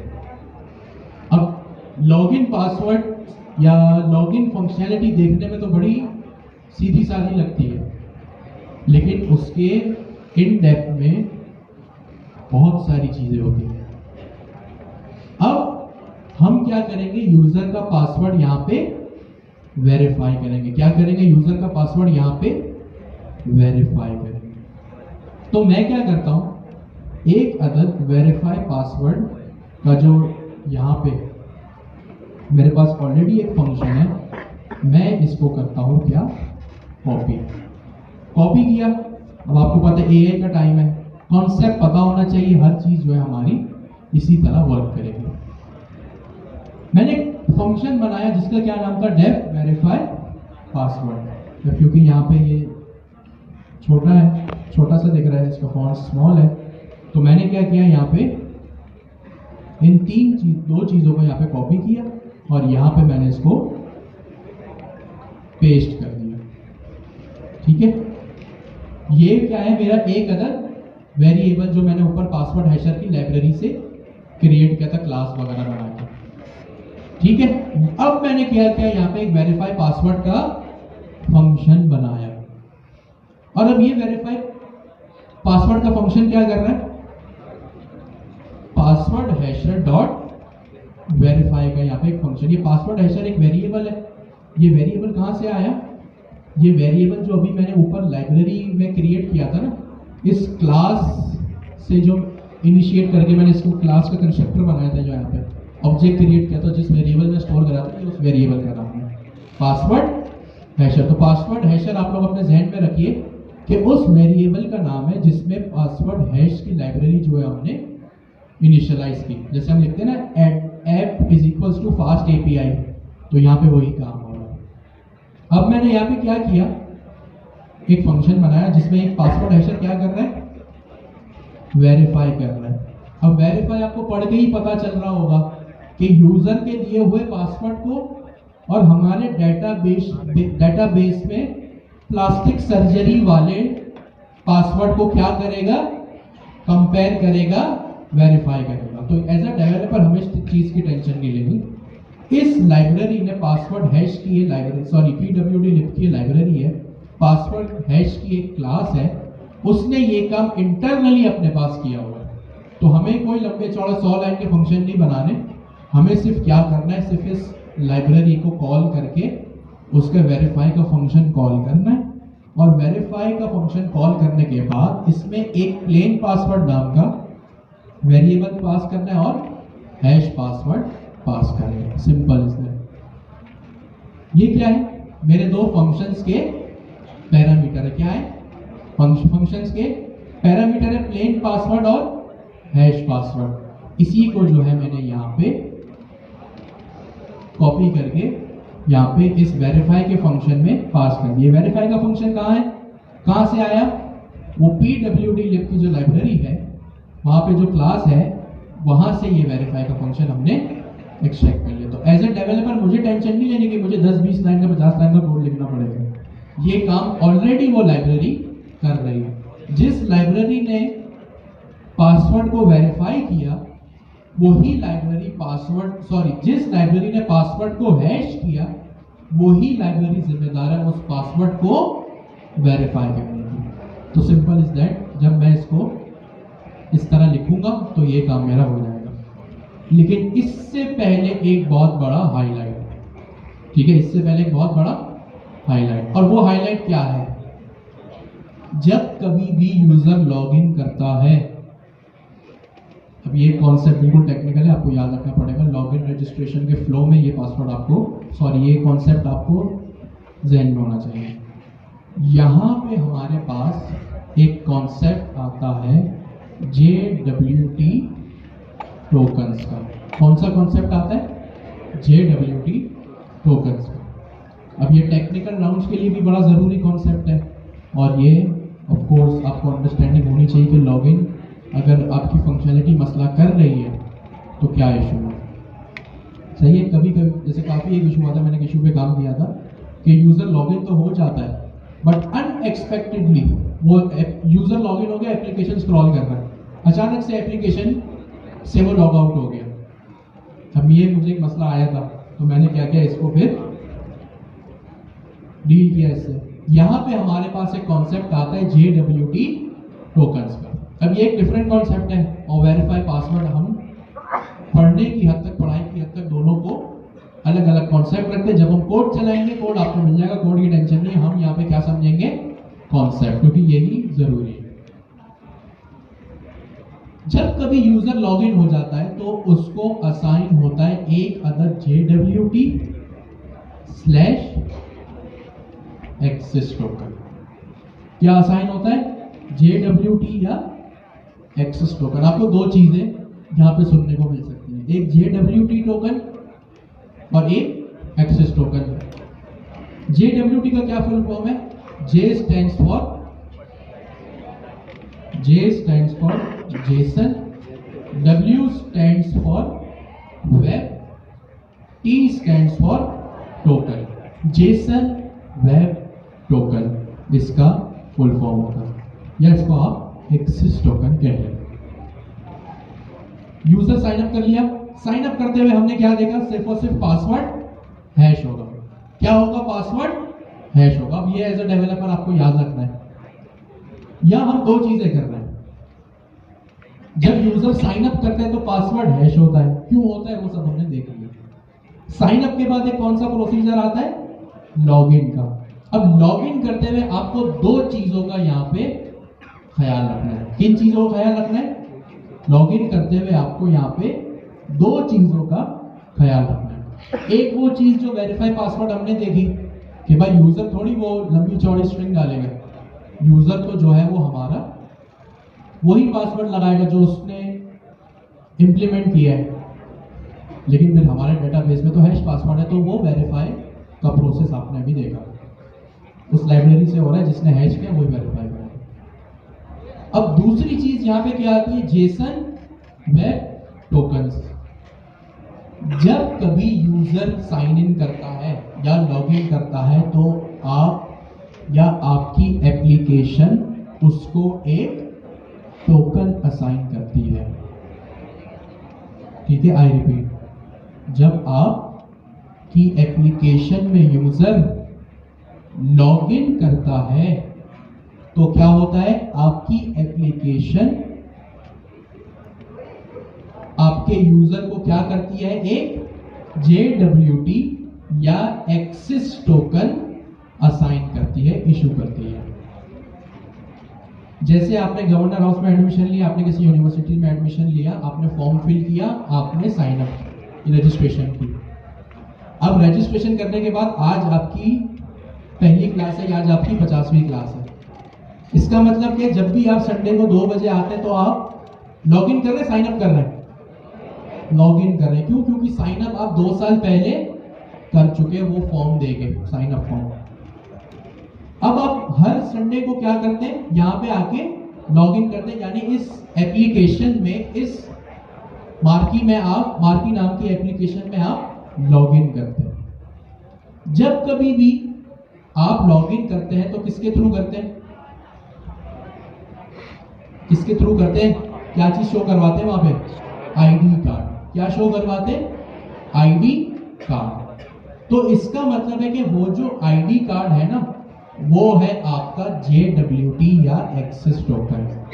आप जब भी मार्की में आने की रिक्वेस्ट करते हैं तो क्या होता है, आप लॉग इन करते हैं। क्या करते हैं, आप लॉग इन करते हैं। और जब लॉग इन करते हैं ना, तो एडमिन वाले क्या करते हैं, एडमिन वाले क्या करते हैं, उस कार्ड को वेरीफाई करते हैं। तो यूं समझे कि वो आपको, और जब वो कहते हैं ना, हाँ यस प्लीज प्रोसीड, आप अंदर जाइए, क्या कीजिए, आप अंदर जाएंगे, तो वो आप यूं सपोज करें कि वो आपको एक परमिशन या एक एक्सेस टोकन असाइन कर रहे हैं कि आपके पास इस मार्की को या एप्लीकेशन को एक्सेस करने का आपके पास जो है वो यहाँ पे एक टोकन है, हमने आपको असाइन यहाँ पे टोकन कर दिया। तो यहाँ पे हमें 2 चीजें समझनी है। साइन अप वाला प्रोसेस हो गया, जो हैश हो गया पासवर्ड, बारी आती है लॉगिन की। लॉगिन करते हुए क्या होता है, 2 चीजें होती हैं। एक पासवर्ड वेरीफाई होगा। वेरीफाई क्यों होगा, क्योंकि यूजर जो पासवर्ड लगा रहा है वो अलग है, मेरे डेटाबेस में जो पासवर्ड है वो बिल्कुल ही अलग है, हैश वैल्यू है। तो लॉगिन करते हुए पहला काम मैंने क्या किया, अपने पासवर्ड को वेरीफाई किया। लॉगिन सिनेरियो, और लॉगिन सिनेरियो में यहां क्या होगा, पासवर्ड सबसे पहले क्या होगा, वेरीफाई। फिर क्या होगा, पासवर्ड वेरीफाई करने के बाद एप्लीकेशन विल असाइन अ JWT/एक्सेस टोकन। तो यहां पे क्या होगा, यूजर आपको JWT या एक्सेस टोकन आपको यूजर को असाइन करना होगा। अब ये क्यों है, क्योंकि ऑफ कोर्स ये लाइट वेट है, नाम जेसन है, और जेसन हमने पहले ही देखा है कि जेसन का क्या फायदा होता है कि वो जो है वो लाइट वेट होता है। अच्छा, सपोज करें, एक सवाल मैं आपसे पूछता हूँ, तुक्का लगाएं, क्योंकि आपने ऑथेंटिकेशन तो की हुई है, या गलत जवाब दें, कुछ भी कह रहे हैं, सही जवाब दें। यूजर एक दफा लॉग इन हुआ, अब ये सवाल आपको इसका जवाब ढूंढ के लाना है। अभी इसका जवाब मत दीजिएगा, बट जब इसको इंप्लीमेंट करें तो इसका जवाब अपने पास जरूर निकालिएगा। यूजर एक दफा लॉगिन हुआ, लॉगआउट करके चला गया, दोबारा लॉगिन हुआ। जब पहली दफा लॉगिन हुआ तब भी JWT टोकन था, जब दूसरी दफा लॉगिन किया जब भी ऑफ कोर्स JWT टोकन था। यूजर जब भी लॉगिन करेगा ना, आपकी एप्लीकेशन क्या करेगी, उसको एक टोकन असाइन करेगी। ये तो पहली बार आपने लॉगिन किया ना, हो सकता है आप एक एप्लीकेशन पर 10 दफा लॉगिन करें, 100 दफा करें। तो इस केस में क्या होगा, आपकी एप्लीकेशन हर दफा उसको टोकन असाइन करेगी। अब आपका एक टास्क है कि इंप्लीमेंट करते हुए इसकी अंडरस्टैंडिंग बनाए, अपने आप को जवाब दे, मुझे ना, कि जब यूजर जितनी दफा भी लॉगिन करेगा, क्या हर मर्तबा उसको एक नया JWT टोकन मिलेगा या वही रहेगा। ये आप लोगों का हो टास्क है, इंप्लीमेंट करते हुए इसको नहीं मिलेगा, ये आप लोग देखें, न्यू मिलेगा या वही रहेगा, कहीं स्टोर हो जाएगा, कुकीज में होगा। ये आपका एक टास्क है जो आपको एप्लीकेशन इंप्लीमेंट करते हुए लगा। ठीक है, तो अभी हमने यहाँ पे 2 चीजें देखी। साइन अप में हमने क्या देखा, सिर्फ और सिर्फ एक चीज, और वो चीज क्या थी, पासवर्ड हैशिंग। ये दो चीजें भैया लॉगिन रजिस्ट्रेशन करते हुए आप लोगों को अपने जहनों में रखनी है। और एक सवाल आप लोगों के लिए यहाँ पे ये है कि if user assign multiple times, assign नहीं लिखना था, user sign in multiple times, will the JWT/access token would be same every time or it would be a new one? ये सवाल का जवाब आप जाने और आपकी लॉगिन की फंक्शनैलिटी। मैंने आप लोगों को ये सवाल यहाँ पे लिख दिया। हो सकता है ये आपको इंटरव्यू में पूछा जाए, कुछ भी हो सकता है, ठीक है। तो ये थी आपकी सिंपल लॉगिन की फंक्शनैलिटी। इसको अपने बराबर वाले से डिस्कस करें, फिर हम आगे बढ़ते हैं। यहां तक ये सारी बातें, हम सारा फोकस स्क्रीन पे। अभी हमने दो चीजें समझी कि भाई जब कभी यूजर लॉगिन करता है तो उसका पासवर्ड वेरीफाई होता है, और पासवर्ड वेरीफाई करने के बाद आप उसको क्या करते हो, एक अलग एक्सेस टोकन प्रोवाइड करते हो। अब फिर वही बात कि भाई लॉगिन की फंक्शनैलिटी जितनी सिंपल दिखती है ना यूजर के लिए होती है, डेवलप करने वाले के लिए, टेक्निकल यूजर के लिए वो चीज स्ट्रेट फॉरवर्ड सिंपल नहीं होती। सारी बातें बंद, प्लीज सारा फोकस आप स्क्रीन पे। अब क्या होगा भाई, पासवर्ड हैश किया, एज अ डेवलपर अब मेरी जिम्मेदारियां तो बढ़ती जा रही है। पासवर्ड भी हैश करो, पासवर्ड को वेरीफाई भी करो, पासवर्ड को लॉगिन के टाइम एक्सेस टोकन भी क्रिएट करो। लेकिन फास्ट एपीआई का सबसे जबरदस्त फीचर यही है कि एज अ इंजीनियर आपको ये चीज खुद से हैंडल करनी पड़ती नहीं है। फास्ट एपीआई में ये सारी चीजें जो है वो ऑलरेडी बिल्ट इन है। अगर मैं आपको यहाँ पे फास्ट एपीआई के डॉक्स अगर शो करवाऊँ, ये अगर आप लिखेंगे ना OAuth2 with password and hashing bearer with JWT tokens, तो अगर आप इस डॉक्यूमेंटेशन को पढ़ें, ऑफ कोर्स पढ़ने का क्या स्मार्ट वे है, क्लाउड कोड। आपने क्या करना है, या जो भी क्वाइन, अच्छा क्लाउड कोड मैं ऐसे ही यूज कर रहा हूँ, स्टैंडर्ड बन गया है, तो मैं क्लाउड कोड कहूँ, मैं क्वाइन कहूँ, मैं जेमिनी CLI कहूँ, सब ये चीज करने पे जो है वो एबिलिटी रखते हैं। आपने क्या करना है, अगर आपके पास आपको स्मार्टली काम करना है, आप उस URL को कॉपी करें। वो देखिए जो एड्रेस बार में URL है ना, मैंने इसको कॉपी किया, मैं अपने क्लाउड पे आया या किसी पे भी आया, जेमिनी CLI, ChatGPT, ग्रॉक, जो भी है, यहाँ पे लाके मैंने इसको पेस्ट किया और मैंने यहाँ पे लाके इसको बोला कि भाई परफॉर्म अ वेब सर्च, या रोमन में बात करें इससे, ऊपर वाले URL पर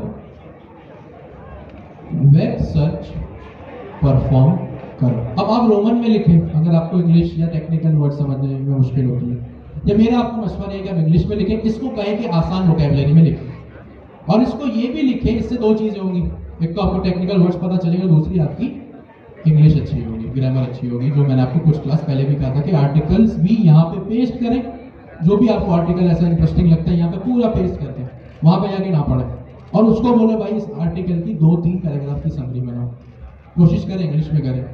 सपोज आपको कोई एक ऐसा वर्ड मिलता है जिसका मीनिंग नहीं पता, तो आप इसी को बोलें कि भाई मुश्किल वर्ड्स के मीनिंग ब्रैकेट में लिख के मुझे दे दो, तो सिंपल यहाँ पे वो पूरा आपको बता देंगे। इसको यहाँ पे कहेंगे भाई सर्च, इस पे वेब सर्च परफॉर्म करो और मुझे 2 पैराग्राफ की समरी एक्सट्रैक्ट करके दे दो। वोकैब्युलरी को इजी रखना, मैं एक बिगिनर।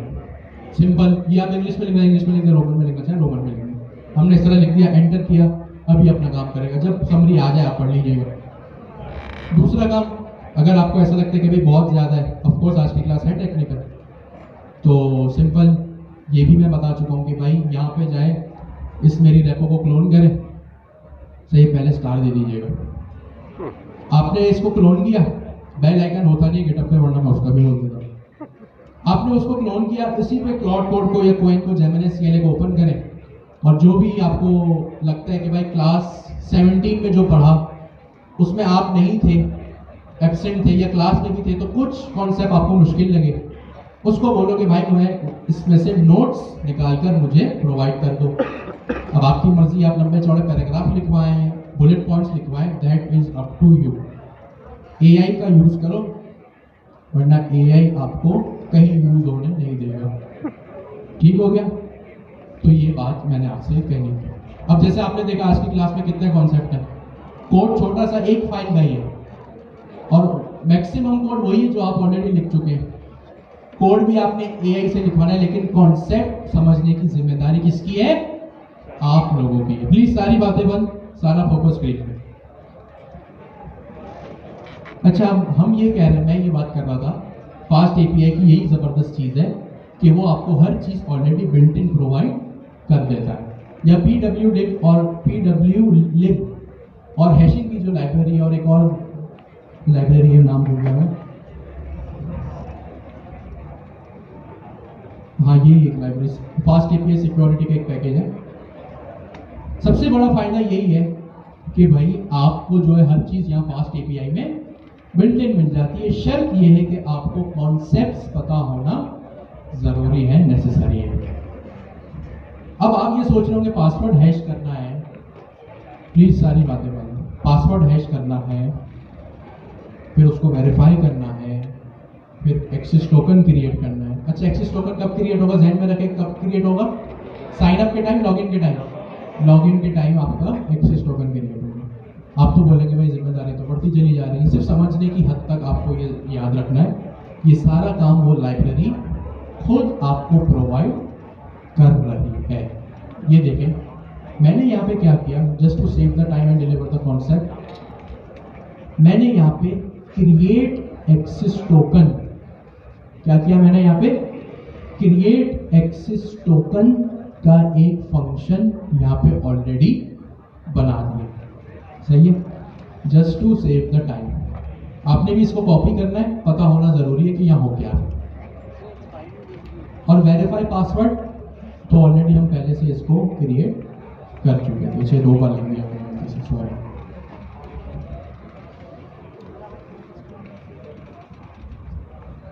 ये मैं इसको यहाँ से रिमूव कर दिया। हैश पासवर्ड हमने देख लिया, वेरीफाई टोकन अब इसको देखेंगे, क्रिएट एक्सेस टोकन। अब एक्सेस टोकन मैं कहाँ क्रिएट करूंगा?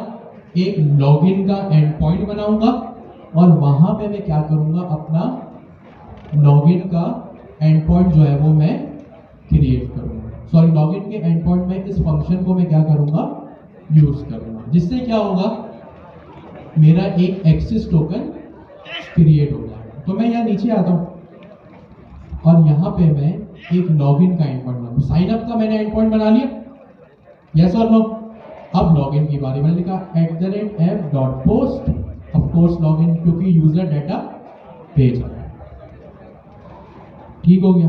और यहाँ पे क्या आ गया, अभी मैं इतना लंबा चौड़ा नहीं करता उस फंक्शन को, मैं सिंपल लिख देता हूँ access token is equals to none, और मैं यहाँ पे लिखता हूँ क्रिएट एक्सेस टोकन, और रिटर्न करवा दूंगा उस एक्सेस टोकन को। ठीक है, सिंपल इज दैट। अब यहाँ पे क्या हुआ, ये फॉर्म डेटा क्या चीज़ है और ये क्रिएट एक्सेस टोकन क्या है, ये समझ लेंगे तो जो है वो आपने काफ़ी हद तक आज का काम समझ लिया। यहाँ पे आपको एक क्लास दिख रही है, फॉर्म डेटा। अच्छा, ये क्लास जो भी है, ये डिपेंड्स का फंक्शन देखा है आपने? आज पहली बार देख रहे हैं या पहले भी कभी देखा? कब? हाँ, जिन्होंने सोचे। अच्छा, डिपेंड्स का एक फंक्शन है, या तो ये मेरा बनाया हुआ है या कहीं से इंपोर्ट हो रहा है। तो ये कहाँ से इंपोर्ट हो रहा है? ये फास्ट एपीआई से इंपोर्ट हो रहा है। कहाँ से इंपोर्ट हो रहा है? फास्ट एपीआई से। डिपेंड्स को अगर हम उर्दू में ट्रांसलेट करें तो क्या है? किसी पे भी इन्हें भरोसा करना, निसार करना, किसी पे डिपेंडेंट रहना। सही है कि भाई अगर ये होगा तो ही मेरा काम होगा, वरना ये चीज नहीं होगी। इसको हम कहते हैं किसी भी चीज पे डिपेंडेंट रहना। तो अब डिपेंड्स है। अच्छा, ये सिर्फ आपको समझना है, इसमें ज्यादा आपको इन डेप्थ जाने की नीड नहीं है।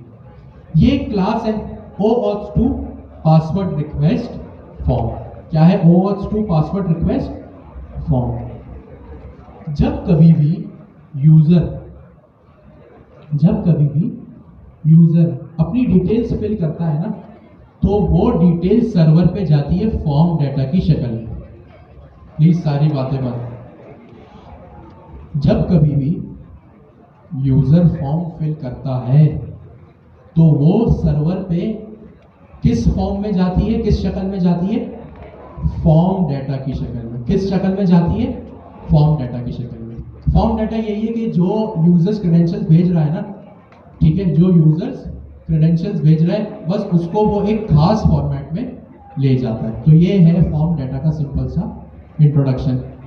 एक वेरिएबल, या आप इसको एक वेरिएबल की तरह भी ट्रीट करें, अगर आपको ज्यादा इन डेप्थ नहीं जाना तो, कि भाई फॉर्म डाटा नाम का एक वेरिएबल है। या यूं इसको ट्रीट करें कि यूजर ने जो फॉर्म फिल किया उसका डाटा है। अभी के लिए छोड़ दें इसकी टेक्निकलिटी को। फॉर्म डाटा का सिंपल सा क्या मतलब है कि यूजर ने जो फॉर्म फिल किया उसका डाटा। Simple is that. जो वेरिएबल कह रहा है हम वही मान लेते हैं। इस वेरिएबल का क्या नाम है? Form data. फॉर्म डाटा को हम किस तरह ट्रीट करेंगे, किस तरह याद रखेंगे कि यूजर जो अपना फॉर्म फिल कर रहा है, साइन अप का या लॉगिन का, उसका डाटा। बस सिंपल इज दैट। इस डाटा की एक टाइप होगी, ऑफ कोर्स कॉलम लगा हुआ है, तो ये क्या है? एक टाइप है। इसकी एक वैल्यू कि भाई ये डिपेंड होगा। अच्छा, इसका क्या मतलब है? मुझे एक बात बताएं, इस एक लाइन का क्या मतलब है कि ये एपीआई डिपेंडेंट है। ये जो लॉगिन की एपीआई है ये डिपेंडेंट है किस पे? यूजर के फॉर्म डाटा पे। ये जो एपीआई मेरी लॉगिन एपीआई है, जब इसको मैंने इज इक्वल्स टू डिपेंड्स रखा हुआ है, अगर आपकी पाइथन या जावास्क्रिप्ट अच्छी है तो आपको पता होगा कि हम डिफॉल्ट पैरामीटर्स इस तरह प्रोवाइड करते हैं। अगर मैं यार इसकी वैल्यू 5 लिख दूं या 6 लिख दूं तो इसका क्या मतलब है कि इस जो फॉर्म डाटा की वैल्यू है ये क्या है? 6 है। 5 या 6 है, ऐसा ही है। इस फॉर्म डाटा की वेरिएबल की वैल्यू क्या है? 6 है। यहां तक सबको क्लियर है? यस और नो? सही है। अगर मैं इसकी वैल्यू चेंज करके लिख दूं डिपेंड्स, अगर मैं इसकी वैल्यू चेंज करके लिख दूं क्या? डिपेंड्स। अब इसका क्या मतलब है कि ये जो मेरी लॉगिन की एपीआई है ये डिपेंडेंट है किस पे? यूजर के फॉर्म डाटा पे। किस पे डिपेंडेंट है? यूजर के फॉर्म डाटा पे। आप अगर चाहें ना तो इस फॉर्म डाटा में क्या आ रहा है इसको यहां पे प्रिंट करवा के देखें। Form data dot user name. आपको इंटेलिजेंस का तो पता है कि VS कोड में इंटेलिजेंस क्या होती है। अभी यहाँ पे form data dot user name, इसका मतलब क्या है कि फॉर्म डाटा नाम का एक ऑब्जेक्ट है, उसमें एक एट्रीब्यूट है किस नाम का? यूजर नेम का। अगर मैं यहाँ डॉट लगाऊं तो यहाँ पे ये पासवर्ड नजर आ रहा है आपको? पासवर्ड और ये यूजर नेम। इसकी और भी टाइप्स है जो आपको फास्ट एपीआई या डिपेंड्स के फंक्शन से मिल रही है। ठीक है, ये आपको कहां से मिल रही है? फास्ट एपीआई के डिपेंड्स के फंक्शन पे, जिसने आपके यूजर नेम और पासवर्ड को भी यहाँ पे इंजेक्ट कर दिया। तो मैं यहाँ लिख देता हूँ यूजर नेम। ठीक हो गया। यहाँ पे क्या हो गया? यूजर मेरा क्या हो गया? मैंने इसको यहाँ पे प्रिंट करा दिया। अब यहाँ पे कौन सा एक फंक्शन है? Create access token. क्या है यहाँ पे? Create access token. अब ये वही बात है जो हमने थोड़ी देर पहले की थी कि भाई यूजर जब लॉगिन करेगा तो क्या होगा? एक एक्सेस टोकन जनरेट होगा। एक्सेस टोकन या JWT टोकन। एक्सेस टोकन या JWT टोकन। तो वो JWT टोकन कौन से फंक्शन से आ रहा है? क्रिएट एक्सेस टोकन से। अब इस फंक्शन में क्या है? इस फंक्शन में सिंपली मेरा JWT टोकन क्रिएट हो रहा है। ठीक है, क्या क्रिएट हो रहा है? मेरा JWT टोकन यहाँ पे क्रिएट हो रहा है। अब वो क्रिएट किस तरह हो रहा है वो ये जानिए, फंक्शन जाने। हमें बस यहाँ पे यही लेना देना है कि यहाँ पे आपको JWT.encode दिख रहा है। ये लाइन रिस्पॉन्सिबल है मेरे JWT टोकन को क्रिएट करने का। अब काफी टेक्निकलिटी सुन ली, अब समझे, फ्लो समझे सुकून से। हमने यहाँ पे क्या किया, लॉगिन सिनेरियो में सबसे पहले पासवर्ड वेरीफाई किया, ठीक है ओके, और फिर मैंने क्या किया, यहाँ पे एक JWT टोकन यहाँ पे क्या किया, असाइन किया। किस फंक्शन के थ्रू किया, सही है। सबसे पहले तो क्या किया, अपने लॉगिन की एपीआई को डिपेंडेंट करवाया, सही है। लॉगिन की एपीआई को मैंने क्या किया, डिपेंडेंट करवाया, किस पे, यूजर के फॉर्म डेटा पे। लॉगिन एपीआई, ये स्पेशल चीज है तो इसलिए मैं यहां पे इस तरह लिख रहा हूं, डिपेंड्स ऑन फॉर्म या यूजर डेटा। और फॉर्म डेटा का क्या मतलब है, यूजर ने जो फॉर्म फिल किया उसका डाटा लाके दे दो, सिंपल इज दैट, कोई इसमें रॉकेट साइंस नहीं, सही है। फिर मैंने क्या लिखा, यहां पे मैंने क्या हुआ भाई, यहां पे एक क्रिएट एक्सेस टोकन का एक फंक्शन बनाया that returns JWT token, simple as that. ठीक हो गई बात, सही है। कोई सवाल है किसी का, पहले इसको समझे, चलो सवाल रिलैक्स होकर पहले इन दो चीजों को समझे ताकि हमारी चीजें जो है वो ज्यादा हैवी ना हो। हैवी हो भी रही तो समझना तो पड़ेगा। इन चार चीजों को देखो,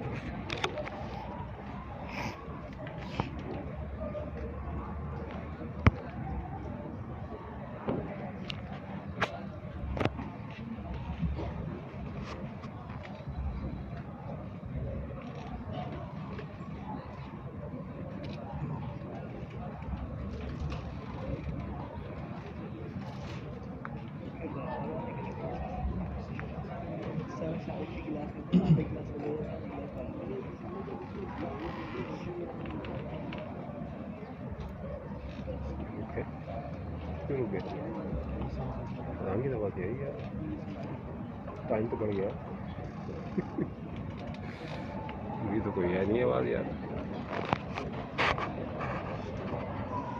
चीज समझ में कुछ हद तक आ गई होगी या काफी हद तक आ गई होगी, क्योंकि इम्प्लीमेंट आप लोगों ने किया, Q2 में भी आप लोग जो है वो इसको देख चुके हैं। रिलैक्स हो जाए, ये कॉन्सेप्ट ऑफ कोर्स पहली दफा में 110% किसी के भी माइंड में नहीं उतरता। अगर आपको 55, 60, 70% तक अगर समझ आ गया तो वेरी नाइस। अच्छा, इससे एक फायदा ये है, ऑथेंटिकेशन में इतनी जो है वो हमारी जान लग गई। ऑथराइजेशन मैं आपको कोड ऑलरेडी प्रोवाइड कर दूंगा। अब आज संडे, आज ही है ना, हाँ आज शायद आज ही डेडलाइन है हैकाथॉन 2 के तमाम सबमिशन की, कल की है, 9 तारीख की है। तो आपके पास एक अच्छी चीज ये है,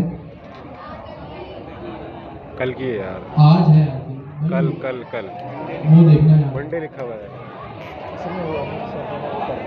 लड़ो मजा नहीं आ रहा, लड़ो। आज 8 ऑफ फेब है, 4:45। मैं तो कहता हूँ अभी मैं खुद क्लोज कर देता हूँ, ना कल की ना आज की। एक सेकंड रुक पे आया हूँ।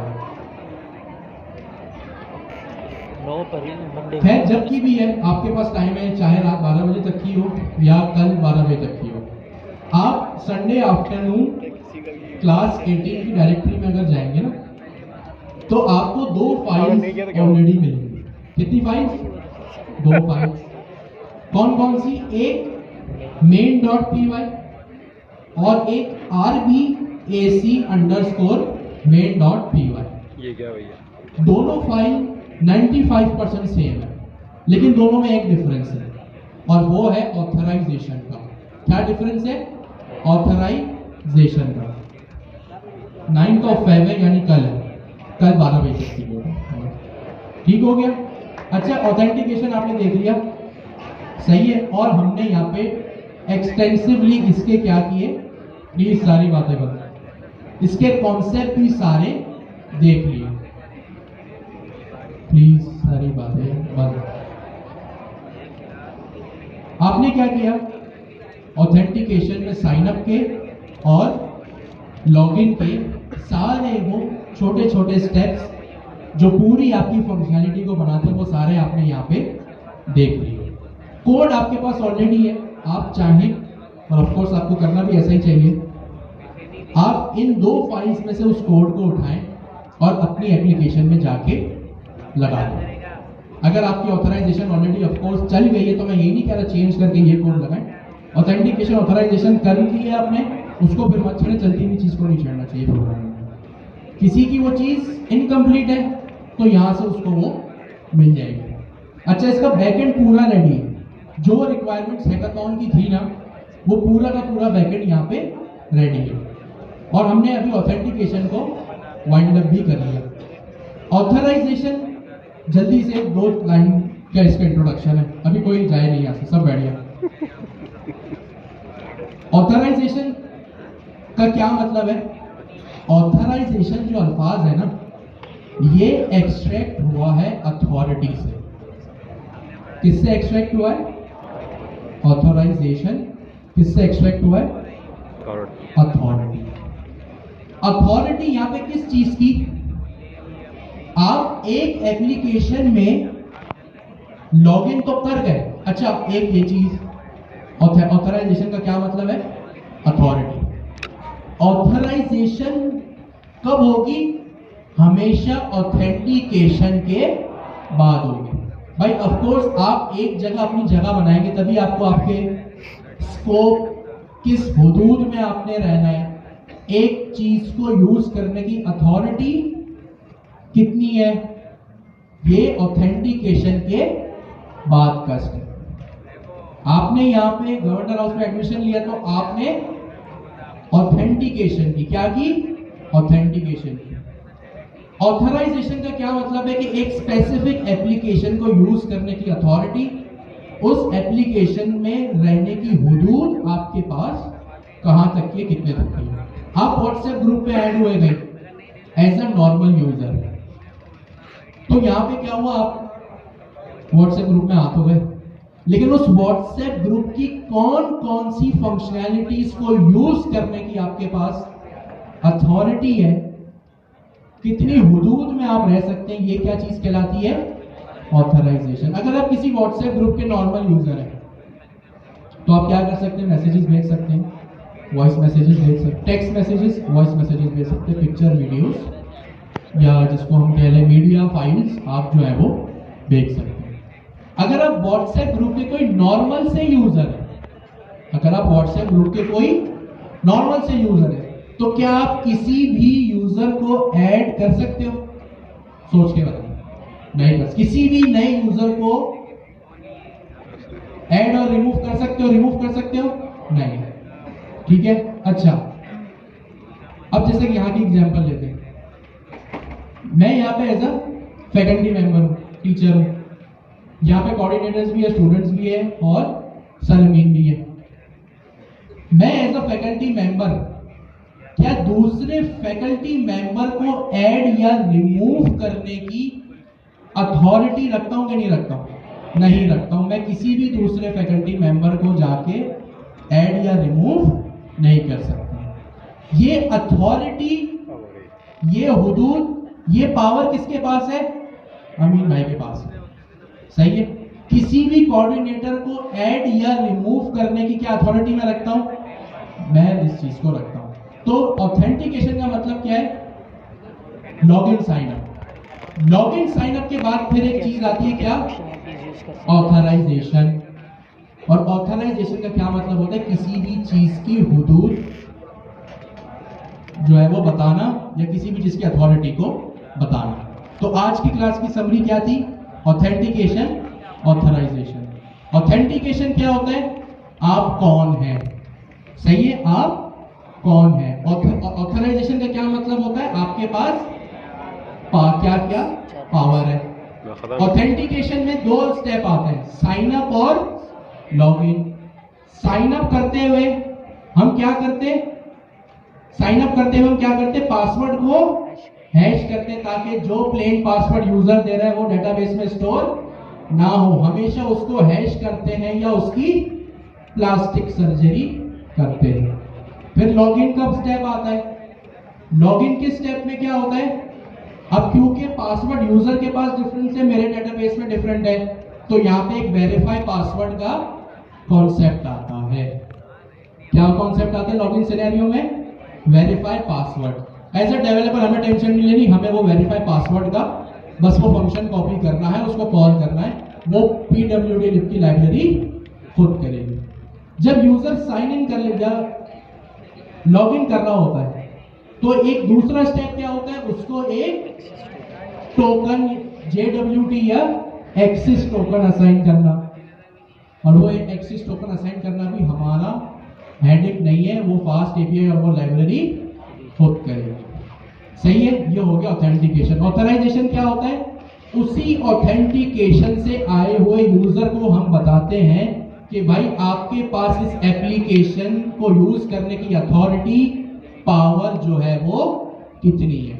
अगर मैं आपके पोर्टल को एक्सेस करूं, मैं अपने स्टूडेंट के तमाम स्टूडेंट्स के रिजल्ट्स को देख सकता हूं, लेकिन अगर आप उस एंड पॉइंट पे रिक्वेस्ट करेंगे तो आप वो चीज नहीं एक्सेस कर सकते। तो ऑथराइजेशन जितना इंपॉर्टेंट और powerful topic, sensitive topic authentication है, उतना ही वो ऑथराइजेशन भी उतना ही इंपॉर्टेंट टॉपिक है। सही है। फिर क्या होता है, यही चीज, कोई ऐसा एंड पॉइंट है जिसपे सिर्फ एडमिन जा सकता है। अगर फैकल्टी की कोई अटेंडेंस देखनी है, अब आपको पता है कि फैकल्टी मेंबर मैं हूं, लेकिन मैं दूसरे फैकल्टी मेंबर की अटेंडेंस वगैरह को नहीं देख सकता। मैं कोऑर्डिनेटर्स के रिकॉर्ड को दे सकता हूं, लेकिन दूसरे फैकल्टी मेंबर्स के रिकॉर्ड को मैं नहीं दे सकता। तो दूसरे फैकल्टी मेंबर के डाटा को एक्सेस करने की अथॉरिटी मेरे पास नहीं है, वो किसके पास होगी? सरवीन के पास। तो ये था आज का topic. Thank you so much. मिलते हैं आपसे नेक्स्ट क्लास में। जो पढ़ा वो लिखने